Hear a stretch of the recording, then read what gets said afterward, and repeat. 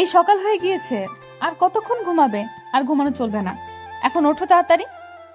মাত্র তো ঘুমিয়ে পড়লাম, এখনই যদি ডিস্টার্ব করো তাহলে কেমনে? কিভাবে হবে বলো? আরেকটু ঘুমাই, তুমি শুয়ে থাকো, আমি তোমাকে জড়িয়ে ধরে শুয়ে থাকি। হয়েছে, অনেক রোম্যান্স করছি রাত্রে, এখন আর রোম্যান্স করা চলবে না। এখন আমি গোসল করব, আর আমাকে ডিস্টার্ব করবে না। আমি কোথায় তোমাকে ডিস্টার্ব করতেছি? তুমি তোমাকে ডিস্টার্ব করতেছো, তাই না? আমি তো তোমাকে বলেছি শুয়ে থাকো, তোমাকে এখন বাইরে যেতে বলেছে কে? আমি নতুন বউ, আমার এখন উঠে বাইরে যেতে হবে, সবার সাথে কথা বলতে হবে। তোমার মতো অলস আমি না, আমাকে ছেড়ে দাও, আমাকে বাইরে যেতে হবে। এই যে বেশি কথা বলো, উল্টাপাল্টা কথা বলতে বলেছি তোমাকে। এখন আসো, আর একটু আদর করে দেই, তারপর দুজনে একসাথে গোসল করব। সেটাও তোমার মনের ভেতর রেখে দাও। এখন আমি তোমার সাথে কোনো কিছু করতেছি না, কারণ আমার প্রচুর গোসল করতেছে। আর এখন এসব কিছু হবে না, কেউ এসে পড়বে। সবাই জানে আমরা নতুন দম্পতি, গতকাল আমাদের বিয়ে হয়েছে, আর সকালে কেউ এসে ডিস্টার্ব করবে না, এটুকু কমন সেন্স আমার মাথায় আছে। তাই আমরা যা ইচ্ছা তাই করতে পারি। আমাদের কাছে রাত দিন বলতে কিছু নেই, শুধু রোমান্স হবে। আমাকে খাইতে হবে, আমার ক্ষুধা লাগছে। এত রোম্যান্স করলে পেটে ভাত যাবে না, কাজ করতে হবে, তাই না? আর তুমি এভাবে শুয়ে না থেকে তাড়াতাড়ি উঠে পড়ো, না হলে কিন্তু তোমার মুখে পানি ঢেলে দিব। এত কথা বলতে পারো তুমি? আমার কানটা ঝালাপোড়া করে দিলে। আমার ঘুমটা নষ্ট হয়ে যাচ্ছে, তুমি শুয়ে থাকলে ডিস্টার্ব করি? কত শান্তিতে ঘুমিয়ে আছি তোমাকে জড়িয়ে ধরে, আর তুমি যত কথা বলতেছো এটা ঠিক না কিন্তু।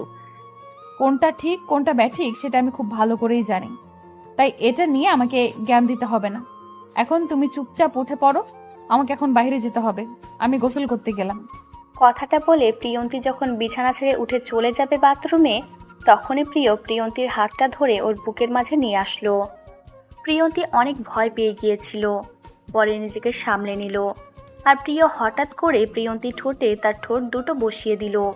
প্রিয়ন্তীর বুঝতে পারতেছে না এখন সে কি করবে। তারা তো স্বামী স্ত্রী, তাদের মধ্যে সব কিছু জানার ইচ্ছে করতেছে এখন গোসল করতে, কিন্তু স্বামীর হক তো তাকে আদায় করতে হবে। তাই প্রিয়কে আর কোনো কথা বলল না, চুপচাপ হাত মুঠো করে দাঁড়িয়ে থাকলো আর স্বামীকে ভালোবাসা দিতে লাগলো। দুজন আবারও ভালোবাসার সাগরে ডুব দিল। সবকিছু শেষ করে প্রিয়ন্তীর বুকের ওপর শুয়ে পড়ল আর বৃহত্তর গ্রন্থির কপালে একটা চুমু এঁকে দিল। দুজনে মুচকি হাসি দিয়ে আন্দোলনের দিকে কিছুক্ষণ তাকিয়ে রইল। তারপর প্রিয়ন্তী উঠে দাঁড়িয়ে পড়ল। প্রিয় আর বিছানায় শুয়ে থাকলো না, উঠে দাঁড়িয়ে পড়ল। দুজনে একসাথে বাথরুমে চলে গেল। গোসল শেষ করে তারা দুজনে একসাথে বেরিয়ে আসলো। এখন তাড়াতাড়ি রেডি হয়ে বাইরে এসো, অতিথি আসবে, সবার সাথে একটু কথা বলবে, ভালো লাগবে। আর এভাবে রুমের ভেতর থাকলে তো চলবে না, আমি বাইরে গেলাম। এত বাহিরে গিয়ে কি করবে তুমি বুঝতে পারতেছি না। তোমাকে বাইরে যেতে বলেছি? তুমি সবসময় আমার চোখের সামনে থাকবে। আমি তোমাকে ভালোবাসি, তোমাকে চোখের আড়াল করতে চাই না আমি। কিন্তু আমাকে তো বাইরে যেতে হবে, আমি তো বাইরে দাঁড়িয়ে আছি, তাই না? আমি তো চলে যাচ্ছি না, তাই তো? তুমি চাইলেও আর আমার জীবন থেকে কখনো চলে যেতে পারবে না, কারণ আমি তোমাকে একদম আমার করে নিয়েছি। তুমি যতই চেষ্টা করো না কেন যাইতে পারবে না। তুমি আমার মায়ায় আসক্ত হয়ে গিয়েছো। হ্যাঁ, এখন আমি আপুর কাছে যাচ্ছি, খাবো। কি মনে করবেন? যে কয়জন অতিথি এসেছে তাদের সাথে তো আমাকে কি একটু কথাবার্তা বলতে হবে? নতুন বউ হিসেবে আমার দায়িত্ব কর্তব্যগুলো আছে, সেগুলো আমাকে পালন করতে হবে না? আপু সবকিছু মেনটেন করে নেবে, আপুর কাছে তোমাকে যেতে হবে না। আপু খুব ভালো করে জানে। তাই তুমি এখন চুপচাপ এখানে বসে থাকো তো। আর এত বাইরে গিয়ে কি করবে? কি? আমি বুঝতে পারতেছি না তুমি আমার সাথে এরকম করে কথা কেন বলতেছো। আমি বাসার ভেতরে আছি, বাইরে চলে যাচ্ছি না। আর তোমার কোনো জরুরি কাজ থাকলে বলো, আমি সেটা তোমাকে করে দিচ্ছি। কি হলো ভাইয়া? আর কি হলো আমার ছোট বোন? তোমাদের ঝগড়া করতেছো কিসের জন্য? বুঝলাম না তো। হঠাৎ করে প্রিয়সী তাদের রুমে প্রবেশ করায় দুজনে হকচকিয়ে উঠল। বুঝতেই পারেনি প্রিয়সী সেখানে চলে আসবে। আর আগের কথাগুলো শুনে নিয়েছে কিনা সেটা দেখার জন্য অনেক ঘাবড়ে গেল। প্রিয় সেখানে আর এক মুহূর্ত দাঁড়ালো না, রুম থেকে তাড়াতাড়ি বেরিয়ে গেল। কিন্তু প্রিয়ন্তী এখন থেকে বেরিয়ে যেতে পারবে না। সে চুপচাপ মাথা নিচু করে দাঁড়িয়ে রইল। প্রিয়ন্তী কি বলবে না বলবে তার মুখের ভাষা হারিয়ে ফেলেছে। আর প্রিয়সী মুচকি হাসি দিয়ে প্রিয়ন্তীর হাত ধরে বিছানায় নিয়ে গিয়ে বসে তার হাত দিয়ে মুখটা একটু উঁচু করে তার দিকে তাকানোর জন্য বলল, কিন্তু প্রিয়ন্তী লজ্জায় চোখ খুলে প্রিয়সীর দিকে তাকাতে পারতেছে না। সেটা দেখে প্রিয়সী নিজে থেকেই বলা শুরু করে দিল। এত লজ্জা পেতে হবে না, সবকিছু ঠিকঠাক আছে। আমি তোমাদের আগের কোনো কথা শুনিনি, আমি হুট করে চলে এসেছি। অনেক বেলা হয়ে গিয়েছে তো, সকাল 10টা বাজে। তাই ভাবলাম তুমি ঘুমিয়ে আছো নাকি, কি করতেছো একটু খোঁজ খবর নেই। না হলে পরে বলবে যে আমি স্বার্থপরের মতো তোমার খোঁজ খবর নেই নাই। আমি তো সকাল 8টার সময় উঠিয়ে দিয়েছি, কিন্তু আপনার ভাইয়া আমাকে বাইরে যেতে দিচ্ছে না। বলতেছে আমাকে নাকি পুতুলের মতো ঘরের ভেতরে বসিয়ে রাখবে। বাসার বাইরে তো আমি যাচ্ছি না, আমি শুধু বাইরে যেতে চাচ্ছি, তাও দিচ্ছে না। কি বলতেছো এসব কথা? বাদরটা গেল কোথায়? আমি তাকে মজা দেখাচ্ছি। আমার বোনটারে সারাদিন কি রুমের ভেতরে রাখবে নাকি? এটা কি জেলখানা? আমি দেখাচ্ছি মজা। আমি দুঃখিত আপু, কারণ আমি আপনাকে কোনো সাহায্য করতে পারলাম না আজকে। আর আপনার এই অবস্থা, আর আমি এখানে। কিসব উল্টোপাল্টা কথা বলতেছো? আর তোমাদের বিয়ে হয়েছে আজকে, আর আজকে সবকিছু নিজেদের মাঝে শেয়ার করবে, গল্পে করবে। আর এদিকে তো কাজের লোক আছে, আজকে তো তার ছুটি শেষ হয়ে গেছে, আর এখন থেকে তোমাকে কাজ করতে হবে না। আচ্ছা চলুন তাহলে বাইরে গিয়ে বসি, রুমের ভেতরে ভালো লাগতেছে না। কালকে থেকে রুম থেকে একবারও বের হওয়ার সুযোগ পাইনি। চলো তাহলে বাইরে গিয়ে বসে থাকি। মাহিন একটু বাজারে গিয়েছে, কিছু কেনাকাটা করতে হবে। বিয়েটা তো হুট করে হয়ে গিয়েছে, আর কাউকে জানাতে পারিনি।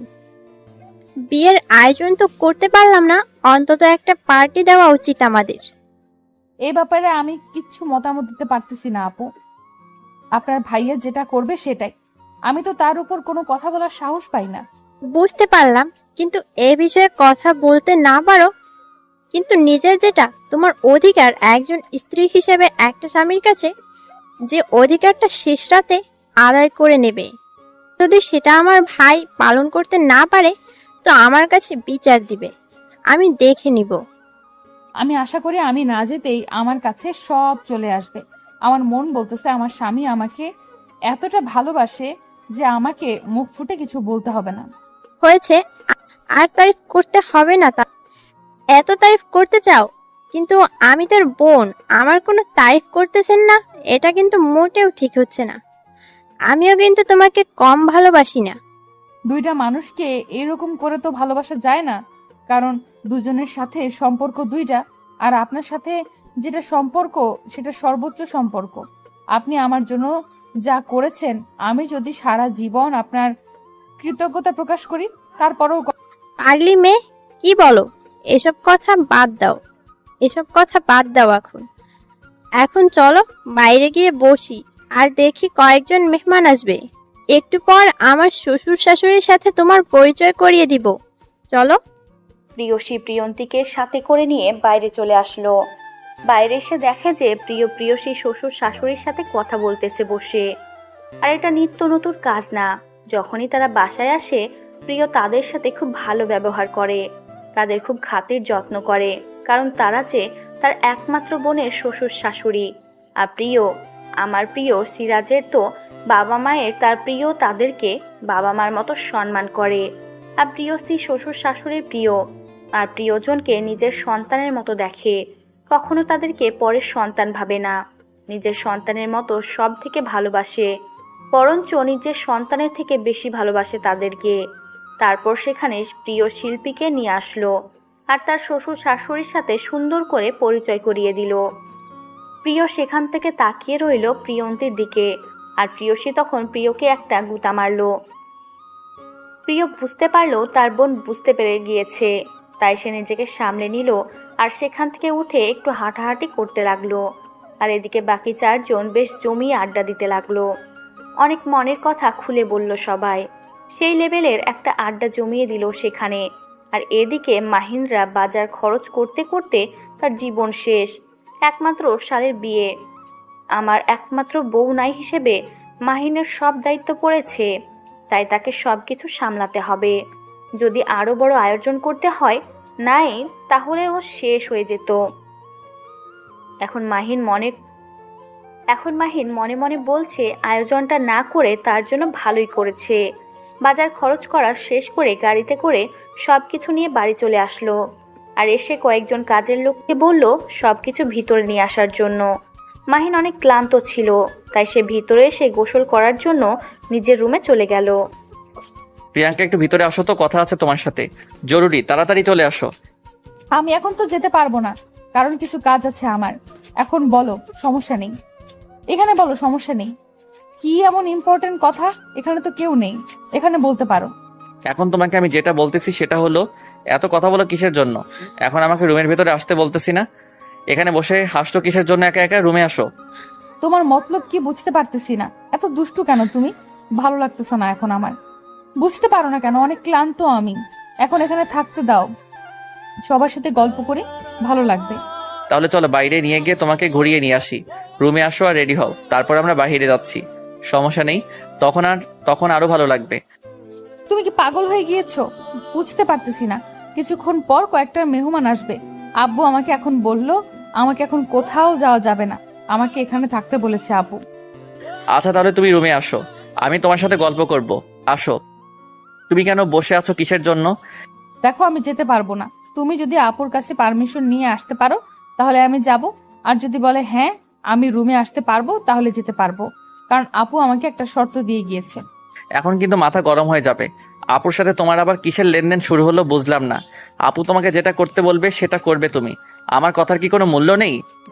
আমি শুধু বলেছি আপুকে জিজ্ঞেস করে আসেন, তাহলেই তো হয়, তাই না? আর আপু তো বাবা লোকনাথ না যে তোমাকে খেয়ে ফেলবে। তুমি শুধু জিজ্ঞেস করে আসো। দূর, তোমাকে কোথাও যেতে হবে না, থাকো তো এখানে পড়ে। আমার সাথে তোমাকে আসতে হবে না, আমি গেলাম একা। তুমি আর কখনো আসবে না। তুমি তোমার আপুর সাথে গিয়ে থাকো, আমার সাথে আসতে হবে না। রাগ করতেছো কেন? বুঝতে পারতেছি না। আর তুমি এইভাবে কথা বলতেছো কেন? তোমার দিন দিন সবকিছু পরিবর্তন হয়ে যাচ্ছে। আমি আগের মতোই ঠিক আছি, কিন্তু তুমি পরিবর্তন হয়ে যাচ্ছ। তোমাকে ডাকতেছে রুমের ভেতরে, কথা আছে, তুমি এখানে বসে থাকবে। তোমার যে কি কথা আছে সেটা তো আমি ভালো করেই জানি, আমি তো বুঝতে পারতেছি, কিন্তু এখন তো আমি প্রস্তুত না। আর বাসায় মেহমান আসবে একটু পর। এখন আমাদের এই অবস্থায় এরকম কাজ করা কি ঠিক হবে? তুমি কি মনে করো? আমি বলতেছি আমার কিছু জরুরি কথা আছে যেগুলো আমি তোমার সাথে শেয়ার করতে চাই। আর তুমি সবসময় ভাবো যে আমি তোমার সাথে রোমান্স করব। আরে আমার কি আক্কেল জ্ঞান কিছু নাই? তাহলে এখানে বলো, রুমের ভিতর কেন যেতে হবে? এখানে তো কেউ নেই, এখানে তো আমরা দুজন। আপু তো মনে হয় এখন আসবে না। আপুর একটু শরীর খারাপ করতেছে, একটু ঘুমানোর জন্য গেল। আর আমি সব সময়ের মতো থাকতে বড় হয়ে যাচ্ছি, তাই একটু বাইরে বসে আছি। তুমি সবসময় একটু বেশি কথা বলো। তোমাকে এখন যেটা বলতেছি সেটা শুনবে, নাকি আমি এখান থেকে চলে যাব, কোনটা? তুমি এখন কি আমার সাথে রুমের ভিতরে যাবে নাকি না? আচ্ছা চলো, আমি রুমের ভেতরে যাচ্ছি। দেখি তোমার কি এমন ইম্পর্টেন্ট কথা যেটা রুম ছাড়া বলা যাবে না। আমি বুঝতেছি না, তুমি আমার সাথে তর্ক করতেছো কিছু শোনার। আমি বা তোমার সাথে এত তর্ক করতেছি, কিন্তু একটা সিম্পল কথার জন্য তুমি খেপছো কিসের জন্য? সত্যি কথা বলতে আমার মাথা ব্যথা করতেছে। কালকে রাত থেকে আজকে দুপুর পর্যন্ত রুমে ছিলাম, বাইরে একবারও বের হইনি। আমার মাথাটা কেমন জানি ঝিম ধরেছে। আর তোমার যত অত্যাচার। আমি আবার কি করলাম? আমাদের তো ভবিষ্যৎ কিছু প্রজন্ম নিয়ে আসতে হবে, তাই না? তার জন্য তো একটু রোমান্স করতেই হবে। আর তুমি যদি সেটাকে অতিরিক্ত মনে করো, সেটা হবে। তুমি ভালো করেই জানো আমরা হসপিটাল থেকে এসেছি কিছুদিন হলো, আর আমি অল টাইম হসপিটালে থাকতাম। একটা গন্ধ আমার ভেতর রয়ে গিয়েছে, কেমন জানি একটা ভেতর গন্ধ অনুভব করি আমি। এই কথা তুমি আমাকে এখন বলতেছো, আগে বলতে পারোনি? তাহলে একটা মেডিসিন নিতাম, তাহলে একটা মেডিসিন দিতাম। একবার খাইলে আর এইরকম গন্ধ ভিতরে অনুভব হতো না। আমরা তো মাঝে মধ্যে খাই, কারণ আমাদের তো সবসময় থাকতে হয়, তার জন্য আমাদের খেতে হয়। আচ্ছা চলো তাহলে ভেতরে যাই, দেখি তুমি কি এমন ইম্পর্টেন্ট কথা বলো আমাকে। কিন্তু প্লিজ এখন আমাকে অত্যাচার করিও না। রোম্যান্স করো ঠিক আছে, একটা সময় আছে, বাট এখন না। আমি তার জন্য প্রস্তুত না। তুমি কি পাগল হয়েছো নাকি? আমারও তো একটা মন মানসিকতা আছে, তাই না? আর আমারও তো একটা এনার্জির ব্যাপার আছে। সব সময় কি রোজ করা যায় নাকি? আর আমি তোমাকে সারপ্রাইজ দেওয়ার জন্য রুমের ভেতরে ডাকতেছি, আর তুমি যেভাবে রিয়াক্ট করতেছো। প্রিয়ন্তী প্রিয়ের সাথে আর একটা কথা বলল না, কারণ সে জানে ভুলটা প্রিয়ন্তী নিজেই করেছে। তাই প্রিয়ের সাথে তর্ক করা বোকামি ছাড়া আর অন্য কিছু না। প্রিয়ন্তীর খারাপ লাগতেছে, কেন সে নিজেই বুঝতে পারতেছে না। তার মাথাটা কেমন জানি ঝিম ধরেছে।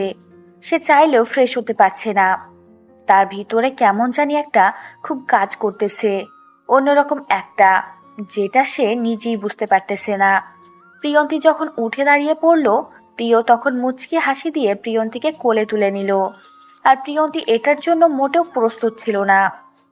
প্রিয়ন্তী বারবার প্রিয়কে বলতে লাগলো যে তাকে যেন নামিয়ে দেয়, কিন্তু প্রিয় তার কথা না শুনে প্রিয়ন্তীকে কোলে করে নিয়ে রুমের ভেতর নিয়ে আসলো। তারপর রুমের ভিতরে নিয়ে গিয়ে রুমের ভেতর থেকে দরজা লাগিয়ে দিল। আর এদিকে প্রিয়ন্তী তো ভয়ে কাচুমাচু হয়ে বিছানার মাঝখানে বসে আছে।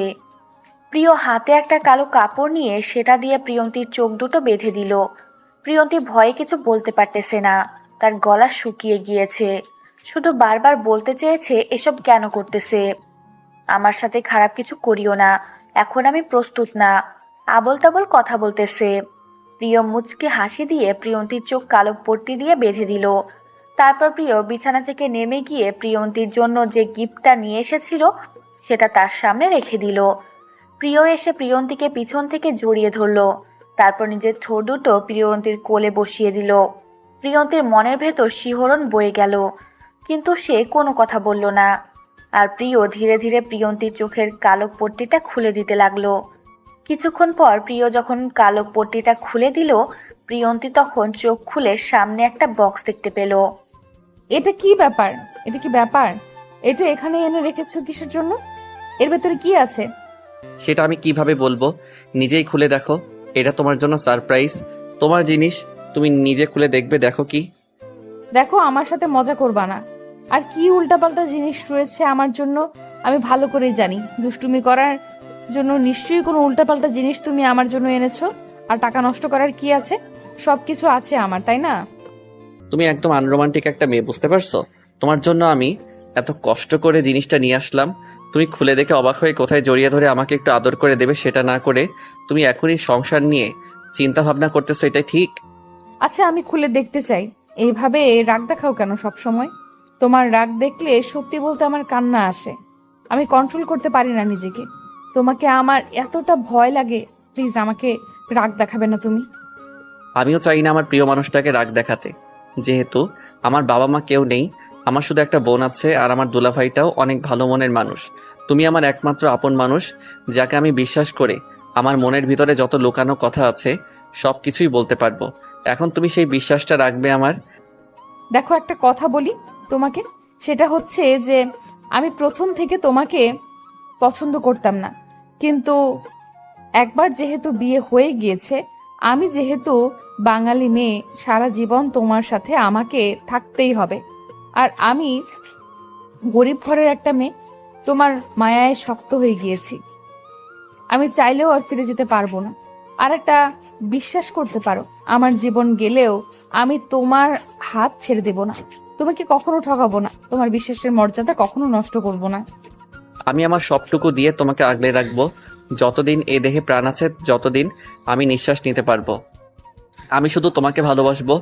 এতদিন যেটা করেছি, অন্যায় করেছি, ভুল করেছি, আমি সে ভুলের পাপের প্রায়শ্চিত্ত করতে চাই। আমাকে অবিশ্বাস করতে হবে, তাহলেই না আমি আপনার বিশ্বাসের মর্যাদা রাখতে পারবো।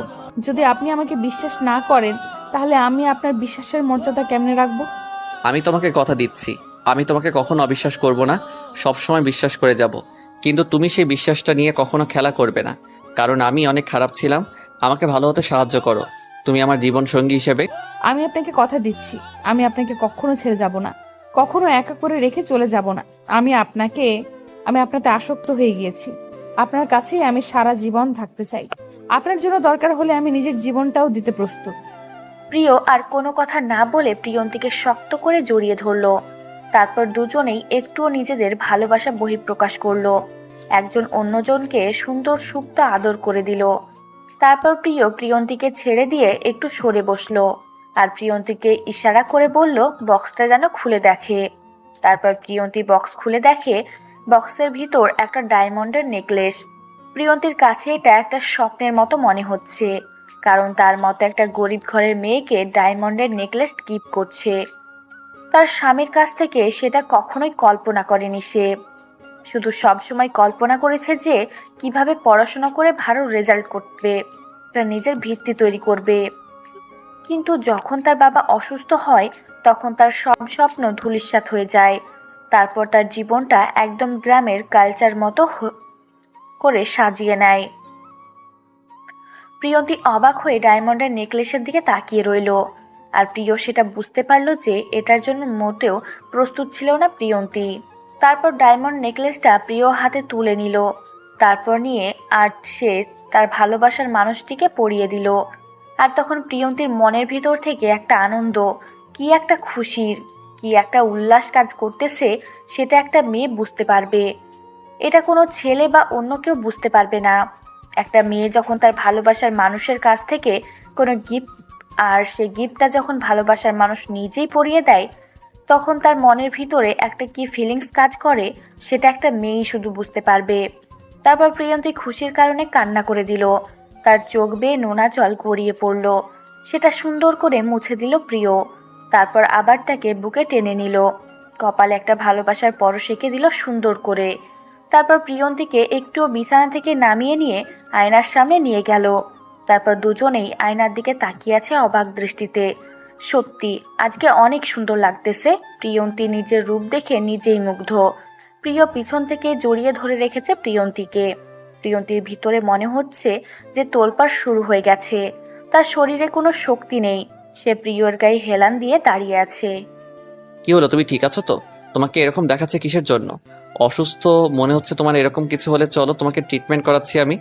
এরকম করে সারা জীবন আমাকে ভালোবাসবে তো, নাকি মাঝ রাস্তায় আমাকে ছেড়ে চলে যাবে?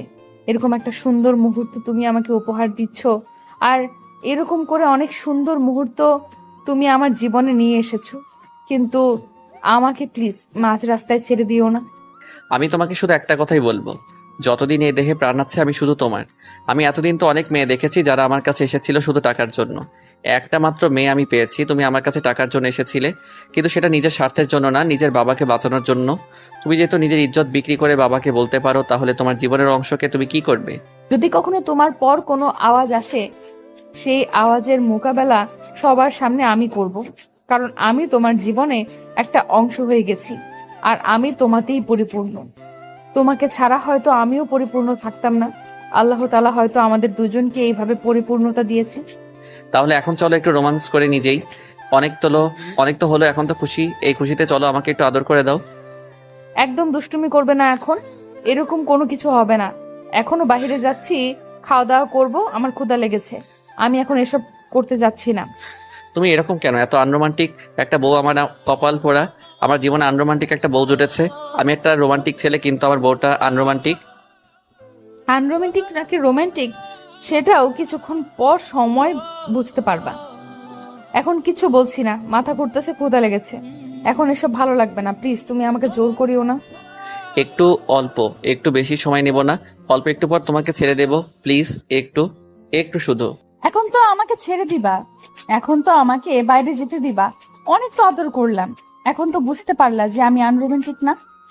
তাও আমি তোমাকে আনরোমান্টিকের খেতাবটাই দেব, কারণ তুমি যত বাহানা করতে পারো আমি জানতাম না। বিশ্বাস করো, তুমি জানো না। অনেক হয়েছে, এখন চলেন বাইরে গিয়ে কিছু খাওয়া দাওয়া করতে হবে। আমার ক্ষুধা লাগছে, এমনিতেই মাথা ঝিমঝিম ছিল। এখন অবশ্য সব ঠিকঠাক হয়ে গিয়েছে, অনেক ভালো লাগতেছে। এখন একটু খাওয়া দাওয়া করলে আরো ভালো লাগবে। আমাকে মনে হচ্ছে একটু হসপিটালে যেতে হবে, একটু আর্জেন্ট কাজ আছে। এখনো যদি না যাই তাহলে সমস্যা হবে। এটা কোনো কথা হলো? আমাদের বিয়ে হওয়ার 2 দিন হলো না, এর মধ্যেই তুমি হসপিটালে যাবে? আমার কি ভালো লাগবে? আমার তো মনটা ভালো লাগবে না। নাকি তোমার আর্জেন্ট কাজ আছে? আমি সঠিক বলতে পারতেছি না, তবে আমাকে এখন যাইতে হবে, না হলে অনেক বড় গন্ডগোল তৈরি হবে। তাই এখন যাচ্ছি, রাগ করিও না। আমি 1 ঘন্টার মধ্যে ফেরত আসবো। এমন কোন আর্জেন্ট কাজ আছে যেখানে আজকে না গেলে হয় না? আর কথা হচ্ছে, দুলাভাই তো আছে, দুলাভাইকে ফোন দিলেই তো দুলাভাই সবকিছু ম্যানেজ করে নিতে পারবে। দুলাভাই আমাকে ফোন করে ডাকলো। দুলাভাই নাকি সবকিছু হ্যান্ডেল করতে পারতেছে না, সবকিছু হাতের বাইরে। এখন আমাকে সেখানে যাইতে হবে।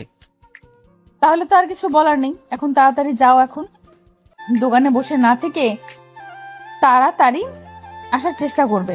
আমি তোমার অপেক্ষায় রইলাম। কথাটা বলে প্রিয় সেখানে আর এক মুহূর্ত অপেক্ষা করলো না। তাড়াতাড়ি বিছানা ছেড়ে উঠে বাথরুমে চলে গেল। আর বাথরুম থেকে ফ্রেশ হয়ে এসে দেখলো যে প্রিয়ন্তী বিছানায় এখনো শুয়ে আছে। তাই প্রিয়ন্তীকে আর ডিস্টার্ব না করে প্রিয়ন্তীর কাছে চলে আসলো। এসে তার কপালে একটা ভালোবাসার চুম্বন এঁকে দিল। তারপর বাসা থেকে বেরিয়ে পড়লো। আর তার দুলাভাইকে ফোন করে বলল আর একটু যেন সামলিয়ে রাখে মিটিংটা। সে বাসা থেকে বেরিয়ে পড়েছে। তার দুলাভাই বলল সবাই অনেক ঝামেলা করতেছে, তাদের নাকি অনেক কথা আছে, সেই কথাগুলো নাকি তাদের মতামতের বিরুদ্ধে চলে যাচ্ছে।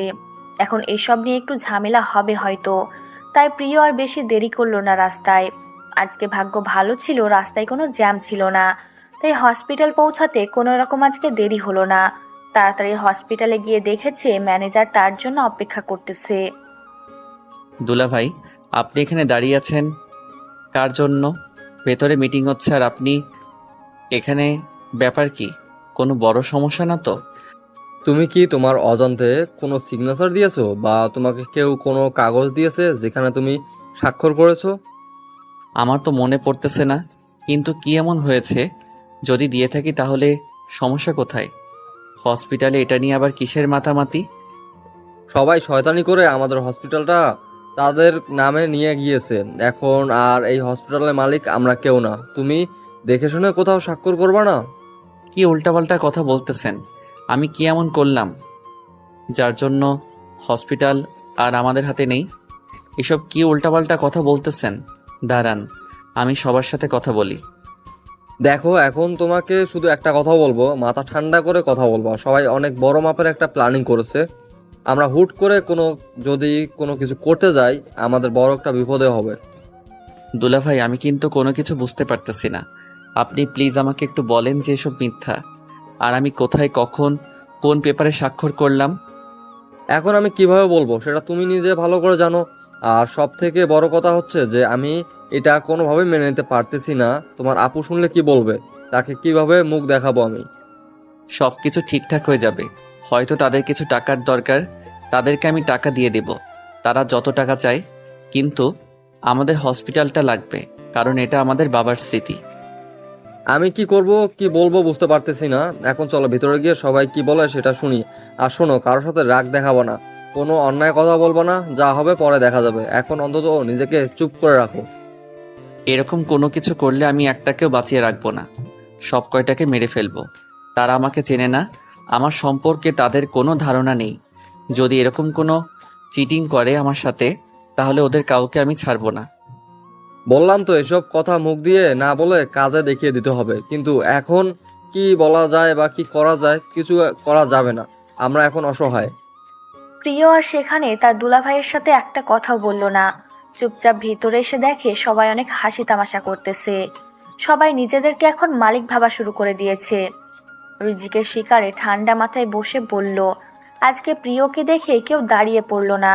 সবাই বসে তাদের মতো আড্ডা দিচ্ছে। প্রিয় যে এসে বসে আছে সেদিকে কারো কোনো খেয়াল নেই। প্রিয় অনেকক্ষণ ধরে বসেছিল, কিন্তু তাও যখন তাদের মন আকর্ষণ করতে পারতেছিল না, তখন প্রিয় ইচ্ছে করে টেবিলের উপর কয়েকটা বাড়ি মারে, যার কারণে অনেক জোরে শব্দ হলো। সবাই হকচকিয়ে প্রিয়ের দিকে তাকিয়ে রইল। প্রিয় সকলকে বলল যে প্রিয় যেটা শুনেছে সেটা সত্যি নাকি মিথ্যা। সবাই এক বাক্যে বলে উঠল যে সেটা সত্যি। প্রিয় কোনো কথা না বলে সেই পেপারের একটা কপি সেই চাইল। তার একটা কপি প্রিয়ের হাতে ধরিয়ে দিল। প্রিয় কোনো কথা না বলে চুপচাপ সেখান থেকে সেই কপিটা হাতে করে নিয়ে বেরিয়ে আসলো। সবাই প্রিয়ের এরকম কাণ্ড দেখে অবাক হয়ে গেল, কারণ প্রিয় যেমন আগেই তারা ভেবেছিল তাদের হয়তো একজনকে জীবন দিতে হবে, কিন্তু প্রিয় তো কাউকে কোনো কিছু না বলে শুধু কপিটা হাতে করে নিয়ে বেরিয়ে চলে গেল। আর সে চলে যাওয়া দেখে একজন এক এক রকম মন্তব্য করতে লাগলো।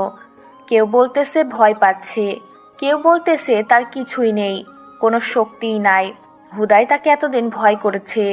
কিন্তু কেউ কেউ মনে মনে ভাবতেছে এভাবে চলে যাওয়ার মানে অনেক কিছুই হতে পারে। কেউ কেউ অনেক মজা মাস্তি করতেছে। আর দুই একজন যারা প্রিয়ের সম্পর্কে অল্প কিছু জানেন, যে প্রিয় ছেলেটা কেমন, তার তিলা কেমন ছিল, তাদের বস তাদেরকে বলে গিয়েছিল। তারা একটু ভয়ে কাঁপাকাঁপি করতেছে। আর বাকিরা তো কিছুই জানে না, তারা হসপিটালের মালিক হতে পেরে অনেক খুশি। তারা এটা জানে না তারা নিজের অজান্তে কত বড় বিপদ ডেকে নিয়েছে। প্রিয় তার দুলাভাইকে সঙ্গে করে নিয়ে বাসায় চলে আসলো। হসপিটালের দিকে কিছুক্ষণ তাকিয়েছিল, তারপর দুজনেই বাসায় চলে আসলো। তাদেরকে এরকমভাবে একসাথে বাসায় আসতে দেখে প্রিয়সী চুপ থাকতে পারল না। কি হলো তোমরা দুজনে একসাথে আর এই সময় বাসায় যে? আজকে কি কোনো পেশেন্ট বা কোনো কাজ নেই হসপিটালে? প্রতিদিন তো অনেক কাজ করি হসপিটালে, ভাবলাম যে আজকে বাসার সবাইকে নিয়ে একটু ঘুরে আড্ডা দেবো, আর তার জন্যই তাড়াতাড়ি চলে আসলাম। নাকি সেটা সহ্য হয় না তোমার? তুমি এই কথা বলতেছো, সেটা আমাকে বিশ্বাস করতে হবে? তুমি তো একটু বলবা যে আমাকে হসপিটালে যেতে হবে, আর তুমি এখন এসেছো আমাকে উল্টোপাল্টা বোঝাইতে, তাই না? আরে এমন ভাবে বলতেছো কিসের জন্য? বিশ্বাস করো আমি কোথাও যাচ্ছি না। আজকে আমরা সবাই একসাথে আড্ডা দেবো, আর তুমি চুপচাপ গিয়ে এখন বসে পড়ো, আর এক কাপ কফি বানিয়ে দিতে পারলে খুব ভালো হয়। প্রিয় কোথায়? তাকে তো দেখতেছি না। এসে দাঁড়ালো, তারপর হঠাৎ করে কোথায় চলে গেল? এখন কি হয়েছে? তার মুখের দিকে তাকালাম, কেমন জানি মলিন লাগতেছে। তেমন কিছু না, একটু শরীর অসুস্থ করেছে তাই রুমের ভেতর চলে গিয়েছে। আমাকে বলেছে এখন যেন তাকে আমাদের কেউ ডিস্টার্ব না করি, সেটাও বলে দিয়েছে।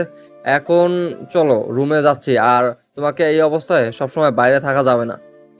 আচ্ছা চলো তাহলে, এখানে আর ভালো লাগছে না। আর আজকে যেহেতু তুমি আর হসপিটালে যাবে না, আমাকে কিছুক্ষণ সময় দাও, আমার অনেক ভালো লাগবে। তারপর প্রিয়সী এবং মাহিন দুজনেই তাদের রুমের ভেতর চলে গেল। আর এদিকে প্রিয় যখন রুমের ভেতর প্রবেশ করলো, প্রিয়ন্তী রুমে বসেছিল, রুমের টুকটাক কাজ করতেছিল। হঠাৎ করে প্রিয় রুমে প্রবেশ করবে সে কল্পনাও করতে পারেনি। এত তাড়াতাড়ি চলে আসবে প্রিয়ন্তী কোনো কথা না বলে প্রিয়ের সামনে দাঁড়িয়ে পড়ল এবং প্রিয়ের হাত দুটো নিজের হাতে মুষ্টিবদ্ধ করে নিল। তারপর প্রিয়ন্তী তার মাথাটা প্রিয়ের বুকে রাখলো। আর তখন প্রিয়ন্তীর কেমন যেন নিস্তেজ হয়ে যাচ্ছিল, তাই এসে নিজেকে ধরে রাখতে না পেরে প্রিয়ের শরীরে নিজের শরীরটা এলিয়ে দিল। আর হঠাৎ করে প্রিয়ন্তীর এরকম কাজ দেখে প্রিয় অনেকটাই ভয় পেয়ে গেছে। কি থেকে কি হয়ে গেল এটা? উল্টাপাল্টা চিন্তা মাথায় চলে আসলো। প্রিয় অনেক টেনশন করতেছে। তারপর যখন প্রিয় প্রিয়ন্তীকে কোলে তুলে নিল, তখন প্রিয়ন্তী তার 32টা দাঁত বের করে হাসি দিল। প্রিয় তখনও বুঝতে পারতেছে না যে প্রিয়ন্তী তার সাথে মজা করতেছিল। তখন প্রিয় কলিজায় দম ফিরে আসলো। পাগল নাকি তুমি এরকম করলে? জানো আমি কতটা ভয় পেয়ে গিয়েছি, আর এখন তুমি হাসতেছো? আমি ভালো করে জানি আমাকে ছাড়া তুমি হসপিটালে গিয়ে এক মুহূর্তও থাকতে পারবে না, তাই অযথা বাহানা দেখিয়ে গেলে বা কিসের জন্য এত তাড়াতাড়ি চলে আসলে? কিসের জন্য? তুমি তো সবকিছু জানো, তোমাকে ছাড়া ভালো লাগে না, তাই ভাবলাম সেই যখন হসপিটালে তোমার একটা আলাদা কেবিন তৈরি করে নিতে পারবে আমার কেবিনের পাশে, যখন তখন আমি তোমাকে ডিস্টার্ব করতে পারবো। তখন থেকে হসপিটালে নিয়মিত যাব, তার আগে না। এসব কি আজে বাজে কথা বলছো? এইভাবে যদি চলতে থাকে তাহলে সংসার চলবে কিভাবে? এখন তো শুধু আমরা দুজন, কিছুদিন পর তো আমরা 3 জন 4 জন এরকম হয়ে যাব। ভাইয়া আমাদের জন্য কত করবে শুনি? কাউকে আমাদের জন্য করতে হবে না, এখন সবাই মিলেমিশে থাকতে চাই, এটা হলো বড় কথা। আর হসপিটালে একটু সমস্যা হয়েছে, এখন আমি কয়েকদিন ভালো মতো কোথাও যাচ্ছি না, প্লিজ আমাকে ডিস্টার্ব করিও না। কি উল্টাপাল্টা কথা বলতেছো? আমি কি তোমাকে ডিস্টার্ব করি? আর আমি তোমার সব সময় পাশে থাকতে চাই, সেটা যে কোনো পরিস্থিতিতেই হোক না কেন। আমার মাথাটা কেমন জানি ব্যথা করতেছে, একটু মাথায় হাত বুলিয়ে দাও তো, যেন ভালো লাগা কাজ করে। আমাকে নামিয়ে দাও, তুমি শুয়ে পড়ো। আমি তোমার সেবা যত্ন করতে চাই শতবার। তুমি আমার স্বামী। আমাকে কি স্বামী হিসেবে গ্রহণ করতে কোনো সমস্যা আছে নাকি? যেভাবে কথা বলতেছো, সমস্যা থাকলে বলতে পারো। কি উল্টাপাল্টা কথা বলছো? আমার মাথায় কিছুই ঢুকতেছে না। আমার প্রচুর ঘুম পাচ্ছে, আমি এখন ঘুমাবো। তোমার নাকি মাথা ব্যথা করতেছে? চলো একসাথে ঘুমাই, তাহলে দেখবে যে তোমার মাথা ব্যথা থাকবে না। এটা কিন্তু আমার প্রশ্নের উত্তর হয়নি। আমি যেটা প্রশ্ন করেছি তার উত্তর দিবা কিনা সেটা বলতেছো না কিসের জন্য? আমার ভালো লাগতেছে না এখন। আর যদি তোমাকে আমি স্বামী হিসেবে গ্রহণ না করতাম, তাহলে এতদিন হয়তো আমি আত্মহত্যা করতে পারতাম, তাই না? ভালোবাসাটা হলো মন থেকে আসে, আর যদিও আমি তোমাকে জোর জবরদস্তিতে বিয়ে করেছি, বিশ্বাস করো আমি তোমাকে সত্যিই ভালোবাসি। তাহলে কি তুমি এখন থেকে আমাকে সন্দেহ করা শুরু করে দিয়েছো? মানে আমার কথা তোমার বিশ্বাস হচ্ছে না? সবকিছু বিশ্বাস হয়, আমি শুধু একটা কথা বলবো, তোমার সাথে সারা জীবন তোমার হাতে হাত রেখে তোমাকে আমার জীবনের সঙ্গে করে নিয়ে সারা জীবন পথ চলতে চাই। সুন্দর একটা সংসার গড়ে তুলতে চাই। এখন কি করলে বিশ্বাস হবে আমি তোমার একজন বিশ্বাসযোগ্য স্ত্রী হতে পারবো? আমাকে কি এমন পরীক্ষা দিতে হবে? আমি সব পরীক্ষা দিতে প্রস্তুত। আমি আমার ভালোবাসাকে আগলে রাখার জন্য। তোমাকে কিছু করতে হবে না, আমি তোমাকে বিশ্বাস করি নিজের জীবনের থেকেও বেশি। আরও কথা হচ্ছে যে আমরা আমাদের সংসারটাকে গুছিয়ে নিতে চাইছি। এই সামান্য বিষয় নিয়ে কেউ কারোর সাথে তর্ক করতে চাই না। ধীরে ধীরে এই সামান্য তর্ক বড় ঝগড়ায় পরিণত হবে না, এর কোনো গ্যারান্টি আছে? ও আচ্ছা, তাহলে এই ব্যাপার। তাহলে তুমি ভয় পাচ্ছ যে আমি তোমার সাথে তর্ক করে তোমাকে ছেড়ে চলে যাব না তো? না তো। আরে পাগল, আমি তোমার সাথে তর্ক করি এমনিতেই। মন খারাপ থাকলে তোমার সাথে কথা বললে আমার মন ভালো হয়ে যায়। সেটা আমি বুঝতে পারলাম না। আমি চাই আমাদের সুন্দর একটা সংসার হোক। আমরা দুজনের পাশে থেকে দুজনের জীবনের সারা জীবন একসাথে কাটিয়ে দিতে চাই। হয়েছে, আমি তোমাকে কথা দিচ্ছি আর অকারণে তোমার সাথে কোনো তর্ক করব না। এখন থেকে তুমি যেটা বলবে সবকিছু আমি মেনে চলবো। একজন স্বামী হিসাবে একজন স্ত্রীকে আদর করতেই পারে, আর আমার স্ত্রী হিসেবে দায়িত্ব আছে। আমার স্বামী যেটা বলে সেটা আমাকে মেনে নিতে হবে। আমি জানি তোমাকে জোর করে বিয়ে করেছি, তোমার বাবাকে মানুষের কাছে জিম্মি করেছিলাম। তোমার কি এটা নিয়ে মনে কিছু আছে? থাকলে বলো। প্রথমে তোমাকে অনেক খারাপ ভেবেছিলাম, প্রথমে তোমাকে অনেক জঘন্য একটা মানুষ ভেবেছিলাম, কিন্তু পরে যখন ধীরে ধীরে তোমার সম্পর্কে জানতে পারলাম তখন ভালো লেগেছিল। তার জন্য তোমাকে বিয়ে করে এখনো তোমাকে ভালোবেসে এখানে আছি, না হলে কবেই মরে যেতাম। যেটাই বলো না কেন সব সহ্য হয়। এই মরে যাওয়ার কথা প্লিজ কখনো বলবে না। এই কথাটা আমার সহ্য হয় না। আর আমি অনেক মেয়ে দেখেছি, তোমার মতো মেয়ে আমি কখনো দেখিনি, যারা আমার কাছে এসেছিল শুধু টাকার জন্য এসেছিল। একমাত্র তুমি একজন ব্যক্তি নিঃস্বার্থভাবে ভালোবেসে আমার সাথে আছো তুমি। হয়েছে, আমাকে নিয়ে টেনশন করতে হবে না। আর সব থেকে বড় কথা হচ্ছে আমি গ্রামের মেয়ে। গ্রামের আলো বাতাস, গ্রামের রূপ সৌন্দর্য আমি মুগ্ধ হয়ে বড় হয়েছি। এই চার দেয়ালের ভিতর আমি বন্দি থাকতে পারি না, তাই আমার মাথা ব্যথা করে। আসলে তোমাকে কিছু সত্যি কথা বলার ছিল, যার জন্য তোমাকে আমি রুমের ভেতর নিয়ে আসলাম। কথা হচ্ছে যে আমাদের হসপিটাল আমাদের নেই, কিছু মানুষরূপী অমানুষ আমাদের কাছ থেকে সবকিছু কেড়ে নিয়েছে। কি বলতেছো সব আবোল তাবোল কথা? আর এটা কি সত্যি? তোমাকে দেখে তখন থেকে আমার কেমন জানি লাগতেছে। হ্যাঁ, এটাই সত্যি দুলাভাই। আর আমি সেজন্য একসাথে বাসায় ফিরে আসলাম। আর এই অবস্থায় আপুকে খবরটা দিতে পারতেছি না, ভেবে পাচ্ছি না আপু শুনলে কি অবস্থা হবে। এখন উপায় কি? আপুকে তো এই সিচুয়েশনে বলা যাবে না। আর হসপিটালে ফেরত নেওয়ার কোনো উপায় আছে কি, নাকি সব উপায় শেষ? আমার মাথায় কোনো কিছু ঢুকতেছে না। আমি কি করব না করব ভেবে পাচ্ছি না। আমি কি একটা ভুল করেছি? একটা ভুলের কারণে আজকে আমরা ধ্বংসের মুখে। দেখো, একদম টেনশন করবে না, সবকিছু ঠিকঠাক হয়ে যাবে। আজ যত টেনশন করবা তত বার জিনিসগুলো এলোমেলো হয়ে যাবে। মাথা ঠান্ডা করে কাজ করো, দেখবে যে খুব তাড়াতাড়ি সবকিছু সমাধান হয়ে যাবে। আমি অন্য কিছু ভাবতে পারতেছি না। আমার যে কি হবে আমি বুঝতে পারতেছি না। আমার ভিতরটা ফেটে যাচ্ছে। তুমি আমার কোলে মাথা রেখে শুয়ে পড়ো, আমি তোমার মাথায় হাত বুলিয়ে দিচ্ছি। দেখবে যে টেনশন কমে যাবে। আর চোখ দুটো বন্ধ করে শুধু আমাদের ভালোবাসাটাকে কল্পনা করো আর অনুভব করো। আমি পারতেছি না প্রিয়ন্তী, আমি কোনো কিছু ভাবতে পারতেছি না। টেনশনটা আমাকে কুড়ে কুড়ে খাচ্ছে আর ভিতরটা আমার ফেটে যাচ্ছে। সবকিছু ঠিকঠাক হয়ে যাবে, সবাই পরামর্শ করো। আর তোমার বড় ভাইকে ফোন দিয়ে জানাও তিনি যদি কিছু করতে পারে। আর তুমি এখন আমার কোলে মাথা রাখো, আমি তোমার মাথায় হাত বুলিয়ে দিচ্ছি। ঠিক হয়ে যাবে সবকিছু, টেনশন নিও না। আমি ভাবতে পারিনি যে তারা আমাদের এত কাছের মানুষ হয়ে এতটা পর হয়ে যাবে। তোমাদের শহরের মানুষগুলো ভালো না, সবাই নিজেদের স্বার্থ রক্ষার্থে একটা মানুষকে মেরে ফেলতে পর্যন্ত পারে। এখানে আমার দোষ কোথায়? মানুষ যদি লোভী হয়ে পড়ে দিনের পর দিন, আর মানুষ যদি অমানুষের মতো কাজ করে, আমি কি করব? আমি তো একটা মানুষ। টেনশন নিও না, সবকিছু ঠিকঠাক হয়ে যাবে, সমস্যা নাই। তুমি চাইলে আমাদের গ্রামে যেতে পারো, দেখবো তোমার মন মানসিকতা পরিবর্তন হয়ে যাবে। আমি হসপিটাল নিয়ে টেনশন করতেছি না। হসপিটাল আজকে না হোক 1 মাস পরে হলো আমাদের আবার হয়ে যাবে। কিন্তু আপু যদি এই খবর শুনে কোনো উপায়, তাহলে তো আপু অনেক ভেঙে পড়বে আর তার সন্তানের অনেক বড় ক্ষতি হবে।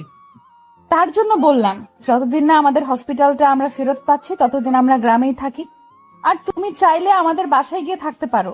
যদি আমার বাসা পছন্দ না হয় তাহলে ফেরত আসবে। আপু কি যেতে রাজি হবে নাকি না বুঝতে পারতেছি না। তুমি আপুকে গিয়ে বলো, প্রস্তাবটা দাও। কি বলে তারপর না হয় আমি গিয়ে কথা বলবো। আমি যদি আগে বলি তাহলে কেমন দেখায় বিষয়টা। আচ্ছা, এটা এখন আপাতত স্থগিত থাকুক। আমি রাত্রে খাবার টেবিলে সবাইকে বলে দেখব, তখন সবাই কিছু বলতে পারবে না। এখন তুমি আমার কোলে মাথা রেখে শুয়ে পড়ো। তারপর প্রিয় প্রিয়ন্তীর কোলে মাথা রেখে শুয়ে পড়ল।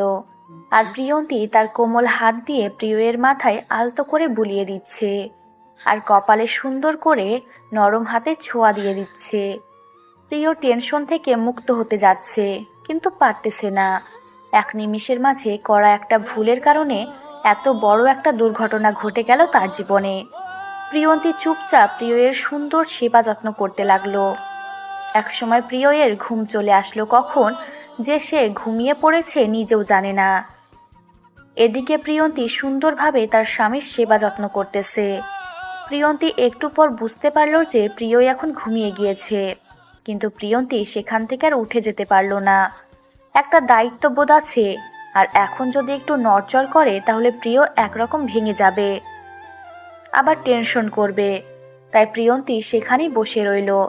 হঠাৎ করে দরজা খোলার শব্দে দরজার দিকে তাকিয়ে দেখে প্রিয়সী তাদের রুমে প্রবেশ করতেছে। তারপর প্রিয়সী এসে প্রিয়ন্তীর পাশে বসে পড়ল আর প্রিয়ের দিকে কিছুক্ষণ তাকিয়ে রইল। তার ভাইয়ের কি অবস্থা হয়েছে, দিন দিন অনেক টেনশন বেড়ে যাচ্ছে, বুঝতে পারতেছে না। তার স্বামী মাহিন এবং তার ভাই নিয়মের কি হাল হয়ে গেছে। দুদিন হসপিটালে কি এমন চাপ পড়ে গিয়েছে তাদের দুজনের দিকে তাকানো যাচ্ছে না। প্রিয়সীও একটু টেনশন করতেছে, হসপিটালে কোনো অঘটন ঘটে গেল না তো। আবার বেশি ভাবতে গেল না সে, যদি কোনো কিছু হয়ে যেত তাহলে তার স্বামী মাহিন সঙ্গে সঙ্গে প্রিয়সীকে জানিয়ে দিত। প্রিয়সী প্রিয়ের কাছে এসেছে একটু গল্প করতে। কতদিন ধরে তার ভাইয়ের সাথে মনের কথাগুলো খুলে বলে না। আগে প্রায় প্রতি সপ্তাহ তারা দুই ভাই বোনে একসাথে বসে আড্ডা দিত, কিন্তু এখন 1 মাস যাবৎ একটু আড্ডা দেওয়ার সময় হয় না ব্যস্ততার কারণে। কিন্তু প্রিয় শেষে দেখছে যে প্রিয় ঘুমিয়ে আছে, তাই তার ঘুমে ডিস্টার্ব না করে বাইরে যেতে চাইলে প্রিয়ন্তী ডাক দিয়ে বসিয়ে দিল। আপু, আপনার সাথে আমার কিছু ইম্পর্টেন্ট কথা আছে। যদি আমাকে ছোট বোনের মতো দেখেন তাহলে প্লিজ আমার কথাগুলোতে রাগ করবেন না। তুমি এটা কোনো কথা বললে? তোমাকে বলছি না, তোমার মনে যত কথা আছে তোমার মনে যত পরিমাণ বেদনা আছে আমার সাথে শেয়ার করবে, তোমার যত আবদার আছে আমার সাথে শেয়ার করবে। আমার ভাই না পারলে আমি তোমার আবদার পূরণ করব। আমি চাচ্ছি আপনাদের সবাইকে নিয়ে আমাদের গ্রামটাতে একবার ঘুরে আসতে। দীর্ঘ 5 থেকে 6 মাস হলো কোথাও যাচ্ছি না। আর আমার বাবা তো সবসময় গ্রামেই থাকতো, হারানো গ্রামে থাকতাম, তাই আবহাওয়াটাকে অনেক মিস করতেছি। যদি আপনারা আমাদের সাথে যেতেন। আমি কোনো কিছু বলতে পারবো না। যদি প্রিয় এবং মাহিন রাজি হয় তাহলে আমার কোনো কিছু বলার নেই। আর বিশেষ করে যদি তুমি প্রিয়কে ম্যানেজ করতে পারো তাহলে মনে করো সবাই রাজি হয়ে যাবে। প্রিয়কে রাজি করার দায়িত্ব আমার। আপনারা শুধু একটু প্রিয়কে বলবেন যে আপনারা যেতে চান। আপনাদের যেতে কোনো সমস্যা নেই। প্লিজ, আমার শুধু একটাই অনুরোধ, অনেক দিন ধরে কোথাও যাচ্ছি না, আর আমি কথা দিচ্ছি আমার গ্রাম দেখে আপনাদের মন অনেক ভালো হয়ে যাবে। আচ্ছা, তাহলে তুমি প্রিয়র সাথে কথা বলে দেখো ও কি বলে। আমি না হয় বলবো যে আমার যেতে কোনো সমস্যা নেই, আর আমি মাহিনকে না হয় ম্যানেজ করে নিতে পারবো। আর মাহিনকে আমি একটা কথা বলে সে না করতে পারবে না, আমি সেই আশাটা করি মাহিনের কাছ থেকে। আচ্ছা আপু, তাহলে আপনি মাহিন ভাইয়ের সাথে কথা বলেন, আর আমি প্রিয়র সাথে কথা বলে আপনাকে জানাবো কি উত্তর দেয়। আচ্ছা, তাহলে আমি মাহিনের সাথে গিয়ে কথা বলে, আর প্রিয় এখন ঘুমাচ্ছে, ডিস্টার্ব করা ঠিক হবে না। আমরা বেশি কথা না বলি তাহলে ঘুমটা ভেঙে যাবে। আচ্ছা আপু, আমি একটু পর রান্নাটা করতেছি। আজকে মনে হয় কাজের মেয়েটা আসবে না, তার শরীর অসুস্থ, 3 দিনের ছুটি নিয়েছে। আচ্ছা, সমস্যা নেই, এখন রান্না না করলেও চলবে। আমি ফুডপান্ডা থেকে অর্ডার করেছি সবার জন্য, কারণ আমিও জানি আর কাজের মেয়েটা আমাকে বলে দিয়েছে। আপনার মতো বোন যদি প্রতিটা মেয়ে শ্বশুরবাড়িতে এসে পেত, তাহলে আজকে কোনো বউকে শ্বশুরবাড়িতে এসে নির্যাতিত হতে হতো না। পাগলি বোন কোথাকার, সবার মন মানসিকতা কি এক হয়? দেখো, আমি আমার মন মানসিকতা নিয়ে চলি, আর এই মন মানসিকতা তোমার পছন্দ হয়েছে। অনেক মানুষ বিভিন্ন ধরনের হয়। কিন্তু আপনার মতো মানুষ হয় না, কারণ আপনি আমাকে এত সুন্দরভাবে মেনে নিয়েছেন। আমি গরিব ঘরের একটা মেয়ে, আমাকে বুঝতেই দেন না যে আমার ফ্যামিলি কতটা গরিব। আর কোনোদিন যদি আমার মুখের সামনে এসব কথা বলেছো, তাহলে কিন্তু তোমার অবস্থা খারাপ করে দিব বলে দিচ্ছি। আর এসব বকবক শোনার সময় আমার কাছে নেই, আমি গেলাম। কথাটা বলে প্রিয়সী সেখান থেকে চলে গেল। আর প্রিয়সী চলে যাওয়ার কিছুক্ষণ পরে প্রিয়ের ঘুমটা ভেঙে গেল। আর চোখ দুটো মিটমিট করে খুলে প্রিয়ন্তীর দিকে মিষ্টি চাহনিতে তাকিয়ে রইল। আর দুজন দুজনের চোখেরই দিকে এক দৃষ্টিতে তাকিয়ে রইল। তারপর প্রিয় ইশারা করে প্রিয়ন্তীকে কাছে রাখলো। কাছে আসতে প্রিয় তার ঠোঁট দুটো দিকে প্রিয়ন্তীর কপালে আলতো স্পর্শ করে দিল। মুহূর্তের মাঝে প্রিয়ন্তীর গায়ে শিহরণ বয়ে গেল। প্রিয়ন্তীর মনে হচ্ছে এটাই ভালোবাসা, আর এই শিহরণটা সে সারা জীবন চায়। এই যে ভালোবাসার শিহরণ, এই শিহরণ কেউ কখনো ব্যাখ্যা করতে পারবে না। এটা শুধু কল্পনাতেই অনুভব করা যায়। এটার ব্যাখ্যা কোনো ভালোবাসার মানুষ দিতে পারবে না। এই শিহরণটা শুধু অনুভব করার মতো। তারপর প্রিয়ন্তী প্রিয়ের কপালে একটা ভালোবাসার পরশ চুম্বন এঁকে দিল। তারপর প্রিয় উঠে বসে পড়ল এবং প্রিয়ন্তীকে তার বুকে টেনে নিল। এখন কেমন লাগতেছে তোমার? মাথা ব্যথা কমেছে নাকি এখনো আছে? এখন ঠিক আছে। এখনো মাথাটা কেমন জানি ঝিম ধরেছে। একটু গোসল করবো। আর তুমি এখানে বসেছিলে এতক্ষণ? বসেছিলাম কোথায়, তোমাকে দেখতেছিলাম। জানো, তুমি ঘুমালে না অনেক সুন্দর লাগে। আর তোমার রাগান্বিত চেহারাটা একদম পরিবর্তন হয়, মিষ্টি একটা চেহারায় রূপান্তরিত হয়ে যায়। হইছে তোমার চাপাবাজি করা। এখন যাও, গিয়ে আমার জন্য একটা কফি বানিয়ে নিয়ে আসো। আমি গোসল করে নেই, না হলে মাথাটা কেমন জানি করবে। আচ্ছা, আর আপুকে আমি মেসেজ করে নিয়েছি। আপু এসেছিল আমাদের রুমে, আমি তখন আমাদের গ্রামে যাওয়ার কথা বলেছিলাম। তাহলে তো ভালোই হয়েছে। আপু কি ডিসিশন দিয়েছে, যাবে নাকি যাবে না? আপুর এই অবস্থায় না চাইতেও পারে। তাও তোমাকে কি বলেছে? আপু বলেছে তার কোনো সমস্যা নেই যদি তোমার কোনো সমস্যা না থাকে। আর আপুর এই অবস্থায় একটু ঘোরাঘুরি করলে অনেক ভালো লাগবে। অনেক খারাপ মুহূর্তগুলো ভালো মুহূর্তে পরিবর্তন হয়ে যাবে। তাহলে তো ভালোই হয়েছে। আপু যেহেতু রাজি আছে, তাহলে আপুকে নিয়ে তোমরা আগে চলে যাও। আঙ্কেল সহ আমি আর দোলা ভাই হসপিটালে দেখি কতদূর কি করতে পারি। আমরা আগামীকাল আসবো। এটা বললে তো হবে না, আমরা সবাই একসাথে যাব, তাহলে অনেক মজা করতে পারবো। আর আমরা যখন তিনজন আলাদা যাব, তোমরা দুজন আলাদা আসবে, সবার মন মেজাজ খারাপ থাকবে। প্লিজ তুমি এরকম কিছু করিও না। আচ্ছা লক্ষ্মীটি, তুমি যেটা বলবে সেটাই হবে। এখন সুন্দর করে একটা ভালোবাসার পরশ এঁকে দিয়ে তুমি আমার জন্য এক কাপ কফি বানিয়ে নিয়ে আসো। আমি গোসলটা শেষ করে আসি। তোমার সব সময় দুষ্টুমি করতে ভালো লাগে, তাই না? আমার তো মনে হয় না। তুমি কি কখনো বিরক্ত হও আমার ছোঁয়া পেতে? তুমি সব সময় বাহানা খোঁজো। ও আচ্ছা, তাহলে তুমি যেহেতু আমাকে ভালোবাসতে দেবে না আর তুমি আমাকে ভালোবাসা দিবে না, তাহলে আমি অন্য কোনো মেয়ের কাছে চলে যাচ্ছি। এই কথা বলার সাহস হলো কি করে তোমার? তোমাকে যে আমি কি করব আর কি বলবো এখন কিছু বলতেছি না। এখন যাও, গোসল করে আসো, আমি তোমার জন্য কফি বানিয়ে নিয়ে আসতেছি। আনরোমান্টিক কোথাকার। আনরোমান্টিক একটা বউ আমার কপালে এসে পড়েছে। একটু রোমান্টিক না। আমি কিন্তু আগেই বলেছিলাম আমাকে বিয়ে করে কখনো মজা পাবেন না। তাই বলছি, একটু ভেবেচিন্তে কথাগুলো বলবেন বা ডিসিশনটা নেন। আপনি তো বলেছিলেন যে কোনো সমস্যা হবে না, তাহলে আজকে আনরোমান্টিক বলতেছেন কাকে শুনি? আচ্ছা হইছে, এখন আর তোমার সাথে আমি ঝগড়া করতে পারবো না। তুমি এখন আমার জন্য এক কাপ কফি বানিয়ে নিয়ে আসো। আমি এই ফাঁকে গোসলটা করে আসি। কথাটা বলে প্রিয় যখন বিছানা থেকে নেমে যাবে, তখন হঠাৎ করে আচমকা প্রিয়ন্তী প্রিয়ের ঠোঁটে নিজের ঠোঁট দুটো আলতো করে ছুঁয়ে দিল। প্রিয় আচমকা এরকম ঘটনার সম্মুখীন হয়ে তো অবাক হয়ে গেল। আর প্রিয়ন্তী এক দৌড় দিয়ে রুমের বাইরে চলে গেল, যাতে করে প্রিয় তাকে কোনো লজ্জায় ফেলে দিতে না পারে। প্রিয় বেচারা কি আর করবে, কিছু তো বলতে পারছে না তার বউকে। তার বউ পালিয়ে গেছে এখান থেকে। তাই একটু মুচকে হাসি দিয়ে বাথরুমে চলে গেল গোসল করার জন্য। আর এদিকে প্রিয়ন্তী এক দৌড় দিয়ে রান্নাঘরে চলে এসেছে কফি বানানোর জন্য। আর এদিকে প্রিয়সী বসে ভাবতেছে যে মাহিন কি গ্রামে যাওয়ার জন্য রাজি হবে। কিনা মাহিন বলেছিল যে একবার সে গ্রামে গিয়েছিল, তারপর থেকে তার গ্রামে যাওয়ার কোনো ইচ্ছা নাই। প্রিয়সী একা রুমের ভেতর বসে আছে, তার কেমন জানি খারাপ লাগতেছে। আজকে হঠাৎ করে সে কি একটা কারণে মন খারাপ করে বসে আছে, তার মনের ভেতর কোনো কারণ খুঁজে পাচ্ছে না। আর এদিকে মাহিন বাজারে গিয়েছে, এখনো ফেরার নাম গন্ধ নাই। কালকে একটু অল্প পরিসরে সবাইকে ইনভাইট করে খাওয়া দাওয়া করাবে। আর এদিকে তো সব কিছু প্ল্যান করতে হবে, রাতের মধ্যে সব কিছু গুছিয়ে নিতে হবে। কিন্তু এখনো মাহিন বাজার থেকে ফিরতেছে না কেন? কিসের জন্য? হঠাৎ করে কলিং বেলের শব্দ পেল।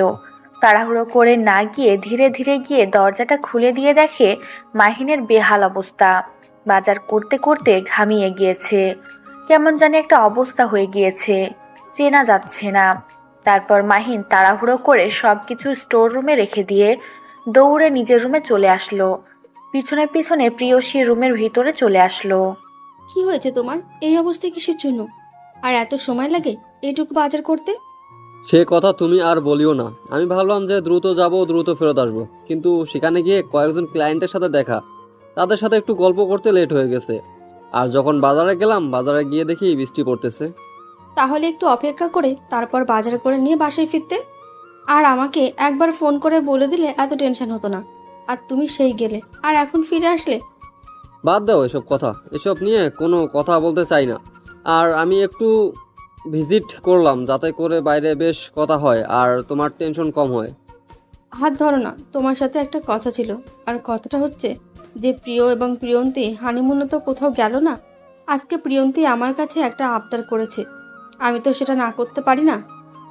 তাহলে মেনে নাও, কি বলেছে সেটা করো, বা কোথায় যেতে চায় সেটা ব্যবস্থা করো, দিচ্ছি, সমস্যা কি? যেহেতু তারা বিয়ের পর কোথাও যায়নি এখন পর্যন্ত। প্রিয় এবং প্রিয়ন্তী প্ল্যান করেছে তারা প্রিয়ন্তীর গ্রামটা ঘুরে দেখে আসবে। অনেক সুন্দর শস্য শ্যামলে ভরপুর একটা গ্রাম। আমি তো বলেছি যে আমি যাব, কিন্তু এখন যদি তুমি বলো না, তাহলে আমরা দুজন যাব না, ওরা গিয়ে ঘুরে আসবে। আচ্ছা, আমি এই বিষয় নিয়ে কোনো কথা বলতে চাই না, প্রিয়র সাথে কথা বলবো। যদি প্রিয় বলে যে ও যাবে তাহলে আমরা যাব, কোনো সমস্যা নেই। এখানে প্রিয় যেটা বলবে আমি সেটাতেই রাজি আছি। আচ্ছা যাও, এখন গিয়ে গোসলটা শেষ করে নাও, পরে এসব নিয়ে কথা বলা যাবে। আজকে এসব নিয়ে কথা বলার সময় না। কালকে একটা ছোট পরিসরে হলেও একটা আয়োজন হচ্ছে, এসব ঝামেলা শেষ করে তারপর এটা ভেবে দেখা যাবে। আচ্ছা, আমরা যেটা করতেছিলাম সেটা করি, এসব নিয়ে পরে টেনশন করব। তুমি এসব নিয়ে একদম টেনশন করবে না, তুমি আমাদের অনাগত বাবুকে নিয়ে টেনশন করো। তারপর প্রিয়সী কোনো কথা না বলে চুপচাপ বিছানায় গিয়ে শুয়ে পড়ল। আর এদিকে মাহিন গোসল করার জন্য বাথরুমে চলে গেল। প্রিয় মাত্র গোসল শেষ করে বাইরে বেরিয়ে এসেছে আর টাওয়াল দিয়ে আয়নার সামনে দাঁড়িয়ে নিজের শরীরটা পরিষ্কার করতে যায়। এই সময় প্রিয়ন্তী রুমের ভেতর ঢুকে প্রিয়ের এই অবস্থা দেখে একটা চিৎকার দিয়ে হাতে থাকা কাপটা ফেলে দিল। কারণ প্রিয়ন্তী প্রিয়ের এরকম চেহারা, এরকম লুক এর আগে কখনো দেখেনি। এত ফিটনেস, আর হঠাৎ করে চিৎকার শুনে তো প্রিয় পিছনে তাকিয়ে দেখে প্রিয়ন্তী চোখ বন্ধ করে দাঁড়িয়ে আছে আর নিজের হাত দুটো চোখের উপর দিয়ে দাঁড়িয়ে আছে। প্রিয় বুঝতে পেরে গেল তার এমন অবস্থা হওয়ার কারণ কি। আর প্রিয় নিচের দিকে তাকিয়ে দেখে তার কফি মাটিতে গড়াগড়ি খাচ্ছে। কি আর করার, বউয়ের হাতের কফি খাওয়া হলো না তার ভাগ্যে। তারপর প্রিয় ধীরে ধীরে প্রিয়ন্তীর কাছে চলে আসলো। এসে প্রিয়ন্তীর দুই বাহুতে দুই হাত রাখলো প্রিয়। আর তখন প্রিয়ন্তীর মনের ভিতর কেমন জানি অচেনা একটা অদ্ভুত অনুভূতি কাজ করতেছিল। তার শক্তিটা কেমন জানি লোপ পাচ্ছে, আর তার যে নিঃশ্বাস সেটা অনেক দ্রুত ভারী হয়ে যাচ্ছে। স্বাভাবিকভাবে নিঃশ্বাস নিতে পারতেছে না, তার হার্টবিট কেমন জানি থেমে যাচ্ছে। আর প্রিয়ন্তীর চোখ খোলা তো দূরের কথা, নিঃশ্বাস নিবে সেই নিঃশ্বাসটা পর্যন্ত ভালো মতো নিতে পারতেছে না। আর প্রিয়ের নিঃশ্বাস তার মুখের উপর পড়তেছে। কেমন জানি একটা অদ্ভুত অনুভূতি কাজ করতেছে প্রিয়ন্তীর মনের ভেতর। আর প্রিয়ন্তীর ইচ্ছে করতেছে এখান থেকে দূরে কোথাও চলে যেতে একটা দৌড় দিয়ে, কিন্তু কোনো এক অজানা বাধায় সে আবদ্ধ হয়ে সেখানেই দাঁড়িয়ে আছে। চাইলেও সে সেখান থেকে এক পা কোথাও যেতে পারতেছে না। প্রিয়ন্তী শেষ পর্যন্ত নিজেকে ধরে রাখতে পারল না, গাটা এলিয়ে দিল প্রিয়ের বুকে। কি হলো, তুমি ঠিক আছো তো? এই প্রিয়ন্তী, এই মায়াবতী, কি হলো? আমি নিঃশ্বাস নিতে পারতেছি না, আমার হার্টবিট কাজ করতেছে না। আমি চোখ খুলে তোমাকে দেখতে পারতেছি না। এটি কি হয় আমার সাথে? আরে পাগলি, এটা কোনো ব্যাপার না, সব ঠিক হয়ে যাবে। তুমি তাকাও আমার দিকে, দেখো, সাহস করো, আর আমার দিকে সুন্দর করে তাকাও, সব ঠিক হয়ে যাবে। আমি পারতেছি না, আমার কেমন যেন দম বন্ধ হয়ে যাচ্ছে, আমার হার্টবিট ঠিক মতো চলতেছে না। তোমাকে দেখে আমার এরকম কেন হয় বলো প্লিজ? তোমার প্রতিটা স্পর্শে আমার মনের ভেতর শিহরণ বয়ে যায়। আরে বাকি সবকিছু ঠিকঠাক হয়ে যাবে। তুমি এখন আমার কফি কোথায়? কি করলে? আমি যে কফি খেতে চাইলাম আমার বউয়ের হাতের, সেই কফি কোথায়? সত্যি তুমি আমাকে কখনো ছেড়ে যাবে না তো? তুমি যদি আমাকে কখনো ছেড়ে যাও, সত্যি আমি মরে যাব। আমার ইচ্ছে করতেছে তোমাকে সারা জীবন বুকের ভেতর ধরে রাখি। আমার ইচ্ছে করতেছে যদি পারতাম আমি তোমার মাঝে হারিয়ে যেতাম। প্রিয় খুব ভালো করে বুঝতে পারলো প্রিয়ন্তীর মনের ভিতর কোনো কিছু চলতেছে। তাই প্রিয় প্রিয়ন্তীকে কোলে তুলে নিয়ে গিয়ে বিছানার উপর বসিয়ে দিল। আর প্রিয় প্রিয়ন্তীর কোলে মাথা রেখে নিচে বসে পড়ল। তখন প্রিয়ন্তী চোখ খুলে প্রিয়ের দিকে তাকিয়ে রইল অবাক দৃষ্টিতে। কি সুদর্শন একটা চেহারা!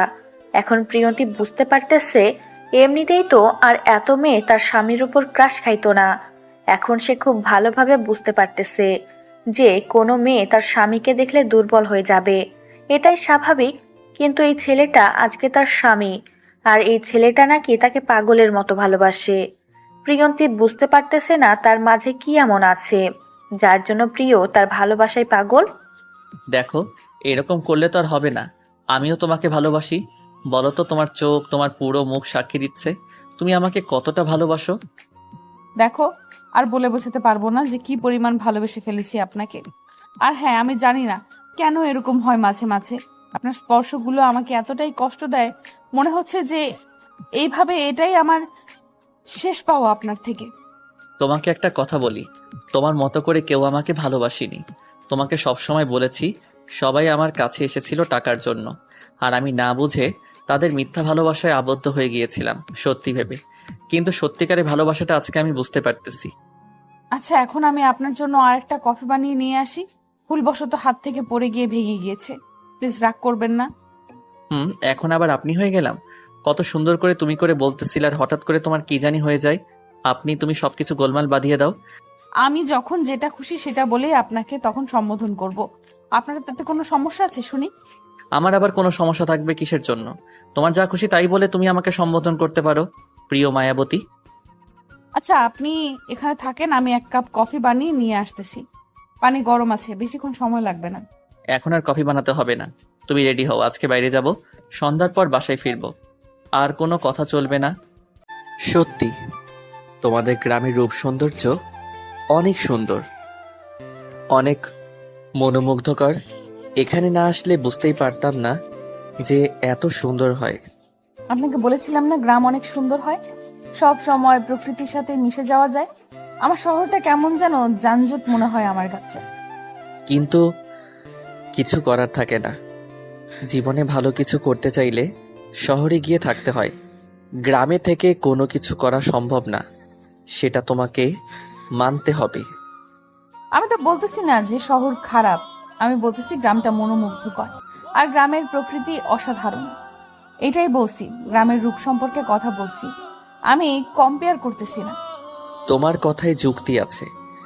এখন বাসায় ফিরতে হবে, আর তুমি চাইলে এখানে থাকতে পারো, কিছুদিন পর শহরে আসতে পারো, কোনো সমস্যা নেই। আমি এখানে একা থেকে কি করব? সবাই শহরে চলে যাবে, আমি এখানে একা থাকতে পারবো? আর কয়েকদিন ঘুরলাম, সবার সাথে বের হলাম, দেখা করলাম, কারোর সাথে তো দেখা করার নেই, তাহলে এখানে থেকে কি করব? এ তো তোমার জন্মস্থান, তোমার একটা জন্মভূমি। তুমি এখানে কিছুদিন থাকলে তোমার ভালো লাগবে, কারণ শহরটা যেহেতু তোমার কাছে যানজট মনে হয়, তোমার মন জুড়িয়ে তুমি শহরে আসিও। আমাকে এভাবে বলতেছো? বুঝতে পারতেছি না। এখন বলতেছো যে আমার যেটা করার ইচ্ছা সেটাই করতে পারবো, বাট তুমি আমাকে জোর করে নিয়ে যাওয়ার চেষ্টাই করতেছো না, ব্যাপার কি? এখন আমি বুঝতে পারতেছি তুমি এই কথাটার উল্টো মানে বের করে ফেলছো। আমি আর কখনো এমন কথা বলবো না, মাফ করে দাও। তাও রাগ করিও না। এখন চলো, চলে যাই। সবাই গাড়িতে আমার জন্য অপেক্ষা করতেছে। কথাটা যেন মাথায় থাকে। আর কখনো যদি এভাবে কথা বলছো তাহলে সত্যি সত্যি চলে যেও, আর কখনো ফিরে আসবে না। কথাটা মাথায় রেখো। আর বললাম তো, আর কখনো এরকম হবে না। সবাই আমাদের জন্য অপেক্ষা করতেছে, আর আমরা এখানে এখনো দাঁড়িয়ে আছি। সবাই কি ভাববে যে আমাদের কথা শেষ হচ্ছে না, আর আমি তো বাড়িতে গিয়ে কথা বলতে পারবো। তারপর প্রিয়াঙ্কার কোন কথা বলে। প্রিয়া প্রিয়ন্তী দুজনে একসাথে গিয়ে গাড়িতে উঠে বসলো। প্রিয় এর মাথায় অনেক টেনশন। হসপিটালের এখনো কোনো কিছু করতে পারলো না। আজকে রাত্রে গিয়ে সবাই মিলে বাসায় যাবে।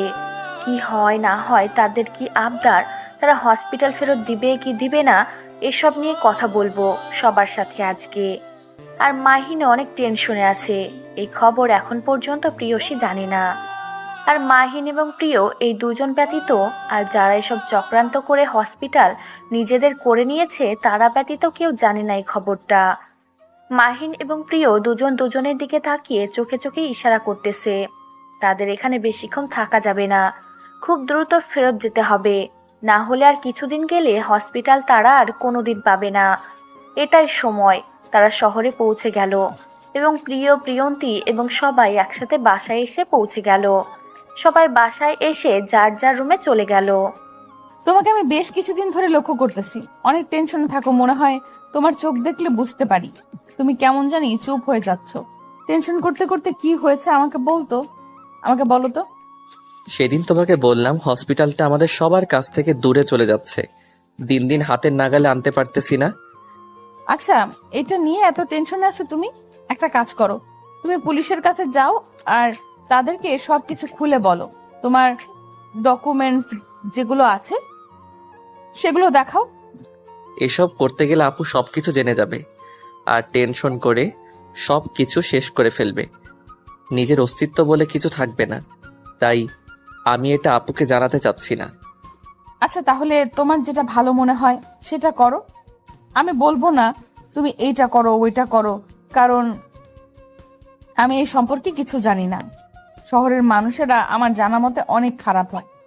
তুমি দেখে শুনে কাজ করো, কারো যেন কোনো ক্ষতি না হয়, তাহলে আমি বেঁচে থাকতে পারবো না, তাতে পুরো পরিবার শেষ। আমাকে নিয়ে টেনশন করো না, সবকিছু ঠিক হয়ে যাবে। আর আমি একসাথে যাচ্ছি না, দুলাভাই সহ যাচ্ছি। আর আজকে রাতে বাসায় যদি না ফিরি তো বলবা যে আমরা হসপিটালের ব্যস্ততায় আজকে বাসায় ফিরতে পারবো না। তোমাকে ফোন করে জানিয়ে দিয়েছি। আমিও যাব তোমার সাথে, আমি তোমাকে একা ছেড়ে দিতে পারি না। আর তুমি আজকে বাসায় ফিরবে না। কিসের জন্য? এত ইম্পর্টেন্ট কাজ আছে যে রাত্রে করতে হবে, দিনে করা যাবে না? দেখো, তুমি এসব বুঝবে না। তুমি গ্রাম থেকে এসেছো, শহরের নিয়ম নীতি একটু অন্যরকম।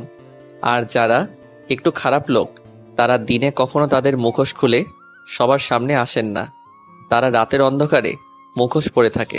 আমার না কেমন জানি লাগতেছে, তোমাকে একা যেতে দিতে ইচ্ছে করতেছে না। সাথে আবার দুলাভাই যাবে, দুইটা মানুষ, তোমরা সেখানে গিয়ে কি করবে? তারা তো অনেক মানুষ থাকবে। দেখো, তারা আমাদের কিছু করতে পারবে না। আর যখন আমি তোমাকে সঙ্গে করে নিয়ে যাব তখন তারা আমাদের একটা দুর্বল জায়গা পাবে। আর তোমাকে যদি তারা জিম্মি করে তাহলে তো তারা যেটা বলবে সেটাই আমাকে আবারও শুনতে হবে। প্লিজ, তুমি এরকম কোনো বাহানা করিও না। তুমি বাসায় থাকো, আপুকে দেখাশোনা করো। আমি যাব, সকালের মধ্যে ফিরে আসব, সবকিছু ঠিকঠাক করেই ফিরবো। তাহলে দেখে শুনে যাও।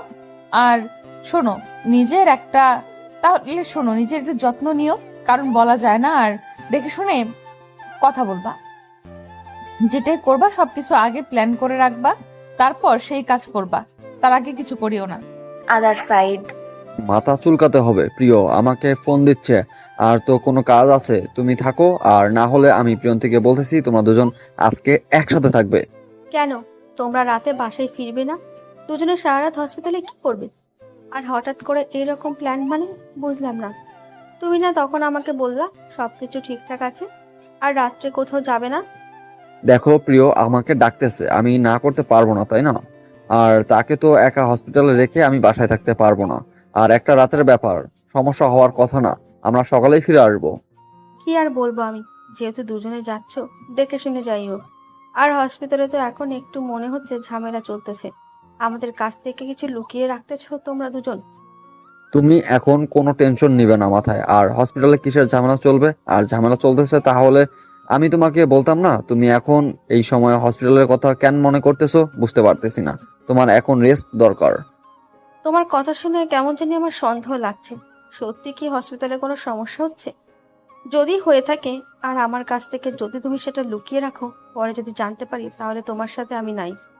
বুঝতে পারতেছি তুমি এখন আর আমাকে আগের মতো বিশ্বাস করতে পারো না। এখন আমি তোমার কাছে একটা অবিশ্বাসের বস্তু হয়ে গিয়েছি, তাই না?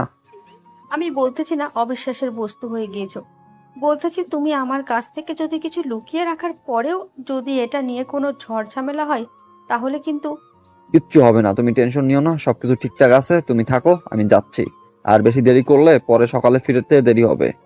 আমার ভাই কি বেরিয়ে গিয়েছে, নাকি দুজনে একসাথে চলে যাবে, নাকি প্রিয় আগে হসপিটালে গিয়েছে তুমি এখন যাবে, কোনটা? প্রিয় আমার জন্য গাড়িতে অপেক্ষা করতেছে। আমরা দুজন একসাথে যাচ্ছি, একসাথেই ফিরে আসবো। কোনো টেনশন নিও না। খাওয়া দাওয়া করে ঘুমিয়ে যাও। আর যদি রাতের মধ্যে ফিরে আসি তাহলে কল দেবো, সমস্যা নেই। কথাটা বলে মাহিন সেখান থেকে বেরিয়ে পড়ল এবং প্রিয়সী কিছু বলল না, চুপচাপ বিছানার উপর বসে পড়ল। আজকে হঠাৎ করে গ্রাম থেকে আসলো, এখন রেস্ট করবে কোথায় সেটা না করে হসপিটালে যাচ্ছে। মাহিন তো নিচে নেমে আসলো এবং সবাইকে ফোন করলো যেন একটা মানুষও পালিয়ে যেতে না পারে হসপিটাল থেকে। প্রিয় সবকিছু রেডি করে রেখেছে। তারা দুজন একসাথে গাড়িতে করে খুব দ্রুত হসপিটালে আসলো এবং হসপিটালের যত মানুষ ছিল সবাইকে আজকে ঘুমের ওষুধ দেওয়া হয়েছে, যাতে করে কেউ বুঝতে না পারে আজকে হসপিটালে কি চলবে আর কি হতে যাচ্ছে। তারপর বাইরে থেকে সবকিছু বন্ধ করে দেওয়া হলো আর বাইরের সিকিউরিটি গার্ডকে বলা হলো আজকে হসপিটালের সব ডক্টর একটু ব্যস্ত আছে, তার জন্য হসপিটালে আজকে কোনো রোগী নেওয়া হবে না। তারপর প্রিয় এবং মাহিন তাদের মিটিং রুমে বসলো আর সবাইকে খবর দিল যেন মিটিং রুমে চলে আসে। তারপর সবাই মিটিং রুমে উপস্থিত হলো, কিন্তু এখন যারা এই হসপিটালটাকে নিজেদের করে নিয়েছে তারা কেউ সেখানে উপস্থিত হলো না। তারা আলাদাভাবে একটা মিটিং বসিয়ে দিয়েছে। তারপর প্রিয় সবাইকে সবকিছু খুলে বলে দিল।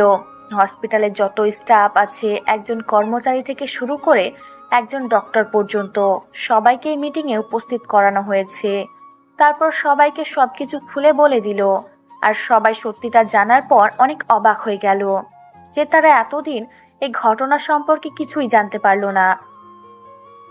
তারপর প্রিয় বলল তার কাছ থেকে কিভাবে তারা হসপিটালটা নিজেদের করে নিয়েছে আর তাকে কিভাবে বোকা বানিয়েছে। সবাইকে বলে দিল যদি কেউ কিছু বলে, তাদের সম্পর্কে জেনে থাকে বা তাদের কোনো কথা কেউ শুনে থাকে, যদি এখন তাকে কেউ ইনফরমেশন দেয় তার প্রমোশন হবে এবং স্যালারি দ্বিগুণ হবে। কিন্তু সেখানে উপস্থিত থাকা কেউ কোনো কথা বলতে চাইল না, কারণ তারা কেউ কিছু জানে না। হঠাৎ করে একজন কর্মচারী দৌড়ে এসে মিটিংয়ে উপস্থিত হলো। সবাই তার দিকে তাকিয়ে রইল। কর্মচারীটা অনেক হাঁপিয়ে গিয়েছে, যার জন্য কথা স্পষ্টভাবে বলতে পারতেছে না। সবাই তাকে সাইড দিল। কর্মচারী দৌড়ে এসে প্রিয় ভাইয়ের পাশে দাঁড়িয়ে পড়ল। স্যার, বড় সাহেবরা আপনাকে আর মাইন স্যারকে মেরে ফেলার জন্য প্ল্যান করতেছে। আপনারা প্লিজ এখান থেকে দ্রুত চলে যান। তারা কিছু খারাপ মানুষ টাকা দিয়ে কিনে নিয়েছে। তারা একটু পর হসপিটালে প্রবেশ করবে আর আপনাদেরকে মেরে ফেলবে। আপনারা প্লিজ এখান থেকে চলে যান। আপনি একদম টেনশন করবেন না, কিচ্ছু হবে না। আমরা সবাই মুক্ত থাকবো, কারো কোনো ক্ষতি করতে পারবে না, এই কথাটা আমি আপনাদেরকে দিচ্ছি। আপনারা এই রুমেই থাকবেন, এই রুম থেকে কোথাও বের হবেন না। স্যার, আপনি আমার কথাটা একটু সিরিয়াস সহকারে নেন আর আপনারা এখান থেকে চলে যান। যদি বেঁচে থাকেন অনেক হসপিটাল করে তুলতে পারবেন। আমি তো এই হসপিটালে দীর্ঘ 40 বছর যাবৎ কাজ করতেছি। বড় সাহেব যখন থেকে ছিল আমিও তখন থেকে আছি। প্লিজ স্যার, আপনাদের জীবনের মূল্য অনেক বেশি। দেখেন, আপনারা সবাই আমাদের ভালোবাসার মানুষ।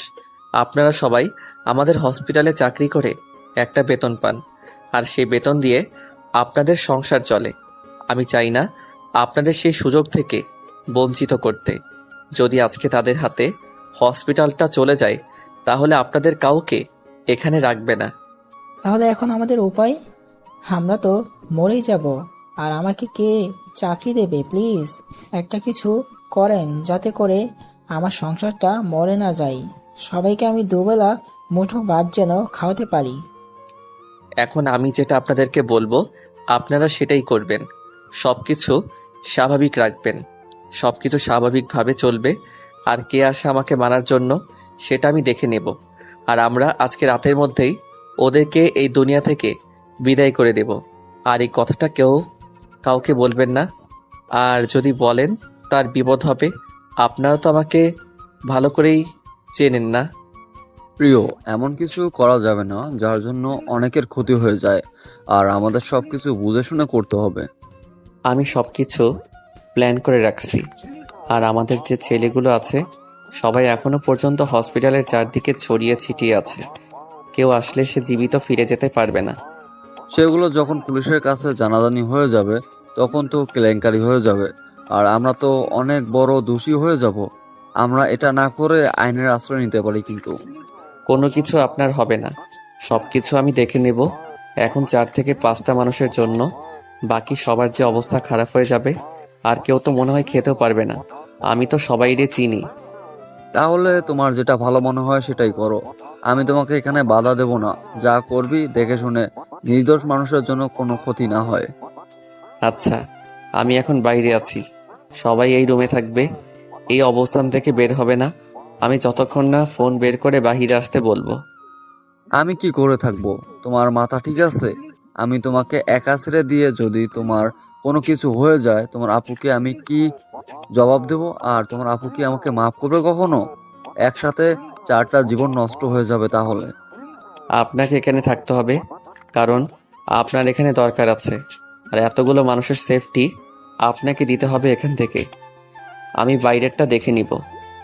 আমরা বাইরে থেকে একটা রুম বদ্ধ করে রাখবো, তাহলে এখানে ঝামেলা হওয়ার কোনো আশঙ্কা নাই। আর সবাই তো এখানে বসে থাকবে, কিন্তু এখানে গন্ডগোল করবে না। আপনি একটু বোঝার চেষ্টা করেন, আপনার এখানে দরকার আছে। আর আমি তো একা যাচ্ছি না, আমার সাথে কয়েকজন থাকবে। তো আমি সবসময় আপনাকে ফোন দিয়ে থাকবো, কি হয় না হয় আপনাকে ডিটেলসে জানাবো। মাহিন কোনোভাবে রাজি হচ্ছে না যে এখান থেকে প্রিয়কে একা বাইরে যেতে দিবে। কিন্তু কি আর করার, শেষ পর্যন্ত প্রিয়ের কথার জোর কাটাতে না পেরে সেখানে থাকতে বাধ্য হলো। আর প্রিয় বাইরে চলে আসলো। সবার সাথে কথা বলা শেষ, এইখানে নাকি একটু ঝামেলা হবে। সবাইকে জানিয়ে দিল। সবাই সেই পজিশনে দাঁড়িয়ে গেল। আর এদিকে তার পিছে গুপ্ত মিটিং করছিল। সেই রুমে প্রিয় একা গিয়ে উপস্থিত হলো। প্রিয়কে সেখানে উপস্থিত হতে দেখে সবাই অবাক হয়ে প্রিয়ের দিকে তাকিয়ে রইল। সবাই কেমন যেন আক্রমণাত্মক দৃষ্টিতে প্রিয়র দিকে তাকিয়ে রইল। কি সেখানে কেউ কিছু বুঝে ওঠার আগেই কয়েকজন পুলিশ সেখানে উপস্থিত হলো। সেগুলো মোটেও আসল পুলিশ ছিল না, সবগুলো নকল পুলিশ ছিল। আর যাদেরকে প্রিয় নিয়ে এসেছে সবাই পুলিশকে দেখে তো অনেক ভয় পেয়ে গেল। চুপচাপ সবাই সবকিছু ঠিকঠাক করে দিল। তারা যে কূটনীতি বুদ্ধি অবলম্বন করে প্রিয়ের কাছ থেকে হসপিটাল তারা তাদেরকে নিয়েছিল সবকিছু খুলে বলে দিল। তারপর সবকিছু আগের মতো ঠিকঠাক করে দিল। তারপর সেই নকল পুলিশগুলোকে 5 জন ধরে নিয়ে গেল আর 2 জনকে সেখানে রেখে দিল। পরে এসে সেই 2 জনকে নিয়ে যাওয়া হলো, কারণ ওদেরকে বাঁচিয়ে রাখলে পরে আবার এই 2 জন অনেক বড় ঝামেলা করবে। শেষ পর্যন্ত 7 জনকে তারা নিয়ে গেল এবং পাহাড়ি অঞ্চলে নিয়ে আসা হলো তাদেরকে। তারপর এক এক করে হাত পা বেঁধে সবাইকে সুন্দরভাবে এক জায়গায় উপস্থিত করা হলো। তারপর চারিদিকে পেট্রোল দিয়ে আগুন লাগিয়ে দেওয়া হলো। দেখতে দেখতে 7 জনের দেহ পুরো ছারখার হয়ে গেল নিমেষের মধ্যে। তারপর সেই লোকগুলোকে প্রিয় 1 কোটি টাকা দিল, তারা যেন তাদের গ্রামে গিয়ে 1 বছর অনায়াসে থাকতে পারে। তারপর যেন শহরে ফিরে আসে। এই 1 বছর যেন তারা শহরের দিকে ধাবিত না হয়, সেই ব্যবস্থা করে প্রিয় সবাইকে বিদায় দিল। রাতের মধ্যেই তারা গ্রামে চলে গেল। আর প্রিয় হসপিটালের সবাইকে খুশির সংবাদটা দিল। সবাই অনেক খুশি হয়ে যে যার কাজে লেগে গেল। এত তাড়াতাড়ি সবকিছু হয়ে গেল কিভাবে? আমি তো বুঝতেই পারলাম না। আর কিভাবে কি করলে তুমি? আমাকে তো কিছুই বললে না। আর আমাকে ফোন দেওয়ার কথা ছিল, ফোনও দিচ্ছ না। আমি তো টেনশনে মরে যাচ্ছিলাম। কিচ্ছু হবে না, আমি বলতেছি আমার কিছু হয়নি। আর টেনশন করার কিছু নাই। এখন ভোর 4টা বাজে, এখন বাসায় যাব। আর সকালে গেলে তো অনেক প্রশ্ন করবে, তাই এখন গিয়ে ঘুমিয়ে পড়ব। আর আমরা তাদেরকে বলবো যে আমরা রাত 2টার পর বাসায় এসেছিলাম। আমাকে তোমার আপু ফোন দিয়েছিল রাত 3টার সময় যে আমরা এখন কোথায় আছি, আর আমি তাকে বলে দিয়েছি যে আমরা এখন হসপিটালে, আর 2 ঘন্টার মধ্যে আমরা বাসায় ফিরে যাচ্ছি। তাহলে তো এখন সেখানে গিয়ে মিথ্যা কথা বলার কোনো মানে হয় না, যেহেতু আগেই আপনি সবকিছু গড়বড় করে দিয়েছেন। যাই হোক, এখন চলেন বাসায় যাই। এখন হসপিটালে কি হলো? হসপিটালে কি আমাদের হাতে চলে এসেছে, নাকি সময় নিয়েছে তারা, নাকি না করেছে? কিছু তো একটা বলো আমাকে। আগে যেমন ছিলাম এখনো তেমনই আছি, সবকিছু আমাদের হয়েছে। আর তারা এখন দেশ থেকে বিদেশে চলে গিয়েছে, আমি তাদেরকে দেশের বাইরে পাঠিয়ে দিয়েছি একদম। তাহলে তো সেটা অনেক ভালো কাজ করেছো। এখন বাসায় গিয়ে সবার সাথে কথা বলি। আর তোমার আপুকে তো এখন আর একা রাখা সম্ভব না, আমাকেও তো তার সাথে থাকতে হবে। হসপিটালে আমি কিছুদিন আসবো না। এখন তো ঝামেলা মুক্ত আছে, এটা নিয়ে কোনো টেনশন নেই। আপনাকে আর হসপিটাল লাগবে না, আপনার জায়গায় অন্য কাউকে এনে রেখে দেব। পরে না হয় আপনি যখন ফ্রি হবেন তখন তাকে সরিয়ে আপনি এসে বসবেন। তাহলে সেটাই ভালো কথা। তাহলে হসপিটালে অসুন্দরের জন্য আমি একটু দেখাশোনা করো। আর তুমি এখন যদি হসপিটালে চোখ দাও তাহলে আর কোনো শয়তান শুরু হবে না, বা কোনো শয়তানি শুরু হয়ে যাবে না আমাদের হসপিটালে। একদম ঠিক বলেছেন, এখন থেকে আমি নিয়মিত হসপিটালে খোঁজ খবর রাখবো। আর আপনাকে এত দায়িত্ব পালন করতে হবে না, আমি আপনার কিছু দায়িত্ব কমিয়ে দিব, যাতে করে আপনি ফ্রি থাকতে পারেন আর আমি ফিরে পেতে পারি। তারপর দুজনে আর কোনো কথা বলল না, চুপচাপ বাসার উদ্দেশ্যে দুইজনেই রওনা দিল। কিছুক্ষণের মধ্যেই বাসায় এসে পৌঁছে গেল। দারোয়ানকে না জানিয়ে চুপি চুপি বাসার ভিতর প্রবেশ করলেন। এখন যেহেতু দেখছে সবাই ঘুমিয়ে গিয়েছে, ডাকাডাকি করা ঠিক হবে না। দুইজনের ভিতরে এসে তো অবাক, কারণ প্রিয়সী আর প্রিয়ন্তী দুইজনেই সোফায় বসে আছে। মাহিন এবং প্রিয় দুজন দুজনের দিকে তাকিয়ে রইল কিছুক্ষণ, তারপর সামনে থাকা দুইটা মানুষের দিকে এগিয়ে গেল। তারা ঘুমানোর জন্য ঠিকমতো বসে থাকতে পারতেছে না, বারবার পড়ে যেতে নিলে আবার ঠিক হয়ে বসে যাচ্ছে। এতটা ঘুম পাচ্ছে তাদের, কিন্তু তারা এখনো না ঘুমিয়ে এখানে তাদের জন্য অপেক্ষা করতেছে। প্রিয় কোনো কথা না বলে চুপচাপ প্রিয়ন্তীকে কোলে তুলে নিল। আর মাহিন সেখানে কিছু করতে পারে না, প্রিয়সীর মাথাটা নিজের কাঁধে নিয়ে সেখানেই বসে পড়ল। আর প্রিয় প্রিয়ন্তীকে কোলে করে নিয়ে গেল। তারপর মাহিন তার প্রিয়তমা বউকে কোলে করে নিজের রুমে নিয়ে আসলো। তোমাকে সেখানে অপেক্ষা করতে বলেছিলাম আমি, তোমাকে না বলেছিলাম তুমি ঘুমিয়ে পড়ো, আমি সকালের মধ্যে ফিরে আসবো। আর তুমি সেখানে আমার জন্য বসেছিলে কিসের জন্য শুনি? কই, আমরা তো গেম খেলতেছিলাম, কারোর জন্য অপেক্ষা করতেছিলাম না। আমারও ইচ্ছে করছিল আজকে ঘুমাবো না, তাই। এবার কিন্তু বেশি বেশি হয়ে যাচ্ছে, বোঝো নাই? মেজাজ গরম হয়ে গেলে কিন্তু কি করব বুঝতে পারতেছি না। কি করবেন? মেরে ফেলবেন? মেরে ফেলেন। এইভাবে একা রেখে বাইরে চলে যাবে আর আমি একা থাকতে পারি? আমার ভয় লাগে না? আমি তো প্রতিদিন বাইরে যাই না, একদিন কাজ আছিল তাই গেছিলাম। আমি তো প্রতিদিন বাইরে থাকি না, তাই না? আর সব থেকে বড় কথা হচ্ছে একটা রাত একা থাকলে কি এমন হয়? যখন আপনি প্রতিদিন বাড়িতে থাকতেন তখন আমার এটা অভ্যাস রয়েছে। তখন যে আপনি তো বাইরে থাকেন, আমাকে একা থাকতে হবে। কিন্তু প্রতিদিন যখন আমি আপনার বুকে মাথা রেখে ঘুমাই, আর আজকে হঠাৎ করে কিভাবে আমি একা থাকতে পারি? আচ্ছা, আমার ভুল হয়েছে, আর কখনো এরকম করব না। আর কখনো তোমাকে একা কোথাও রেখে যাব না, যেখানে তোমার সাথে করে নিয়ে যাব, যেখানে যাব তোমাকে সাথে করে নিয়ে যাব। আর প্লিজ এবারের মতো এখন ঘুমিয়ে যাও। আমি বলতেছি না এখন আমার ঘুম পাচ্ছে না, আমি এখন ঘুমাবো না। আমার যেটা ইচ্ছে আমি এখন সেটাই করব। আপনার ঘুম পাচ্ছে, আপনি ঘুমিয়ে পড়েন। আমি তো আমার ভুলটা স্বীকার করতে চাই, তারপরে এভাবে ডাক দেখানোর কি আছে?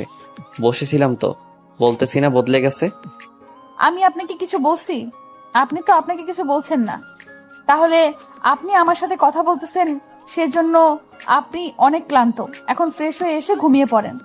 এবার কিন্তু একটু বেশি বেশি হয়ে যাচ্ছে, কারণ আমি বাইরে থেকে আসলাম কোথায় তোমার মুখ দেখে, তোমার মুখে মিষ্টি মিষ্টি কথা শুনে নিজেকে শান্ত রাখবো, সেটা না করে এখন কি ঝগড়া করবো তোমার সাথে? আমি কি একবারও বলেছি আপনি আমার সাথে ঝগড়া করেন? আমি শুধু বলেছি আপনি অনেক ক্লান্ত, ফ্রেশ হয়ে আসেন তারপর ঘুমিয়ে পড়েন।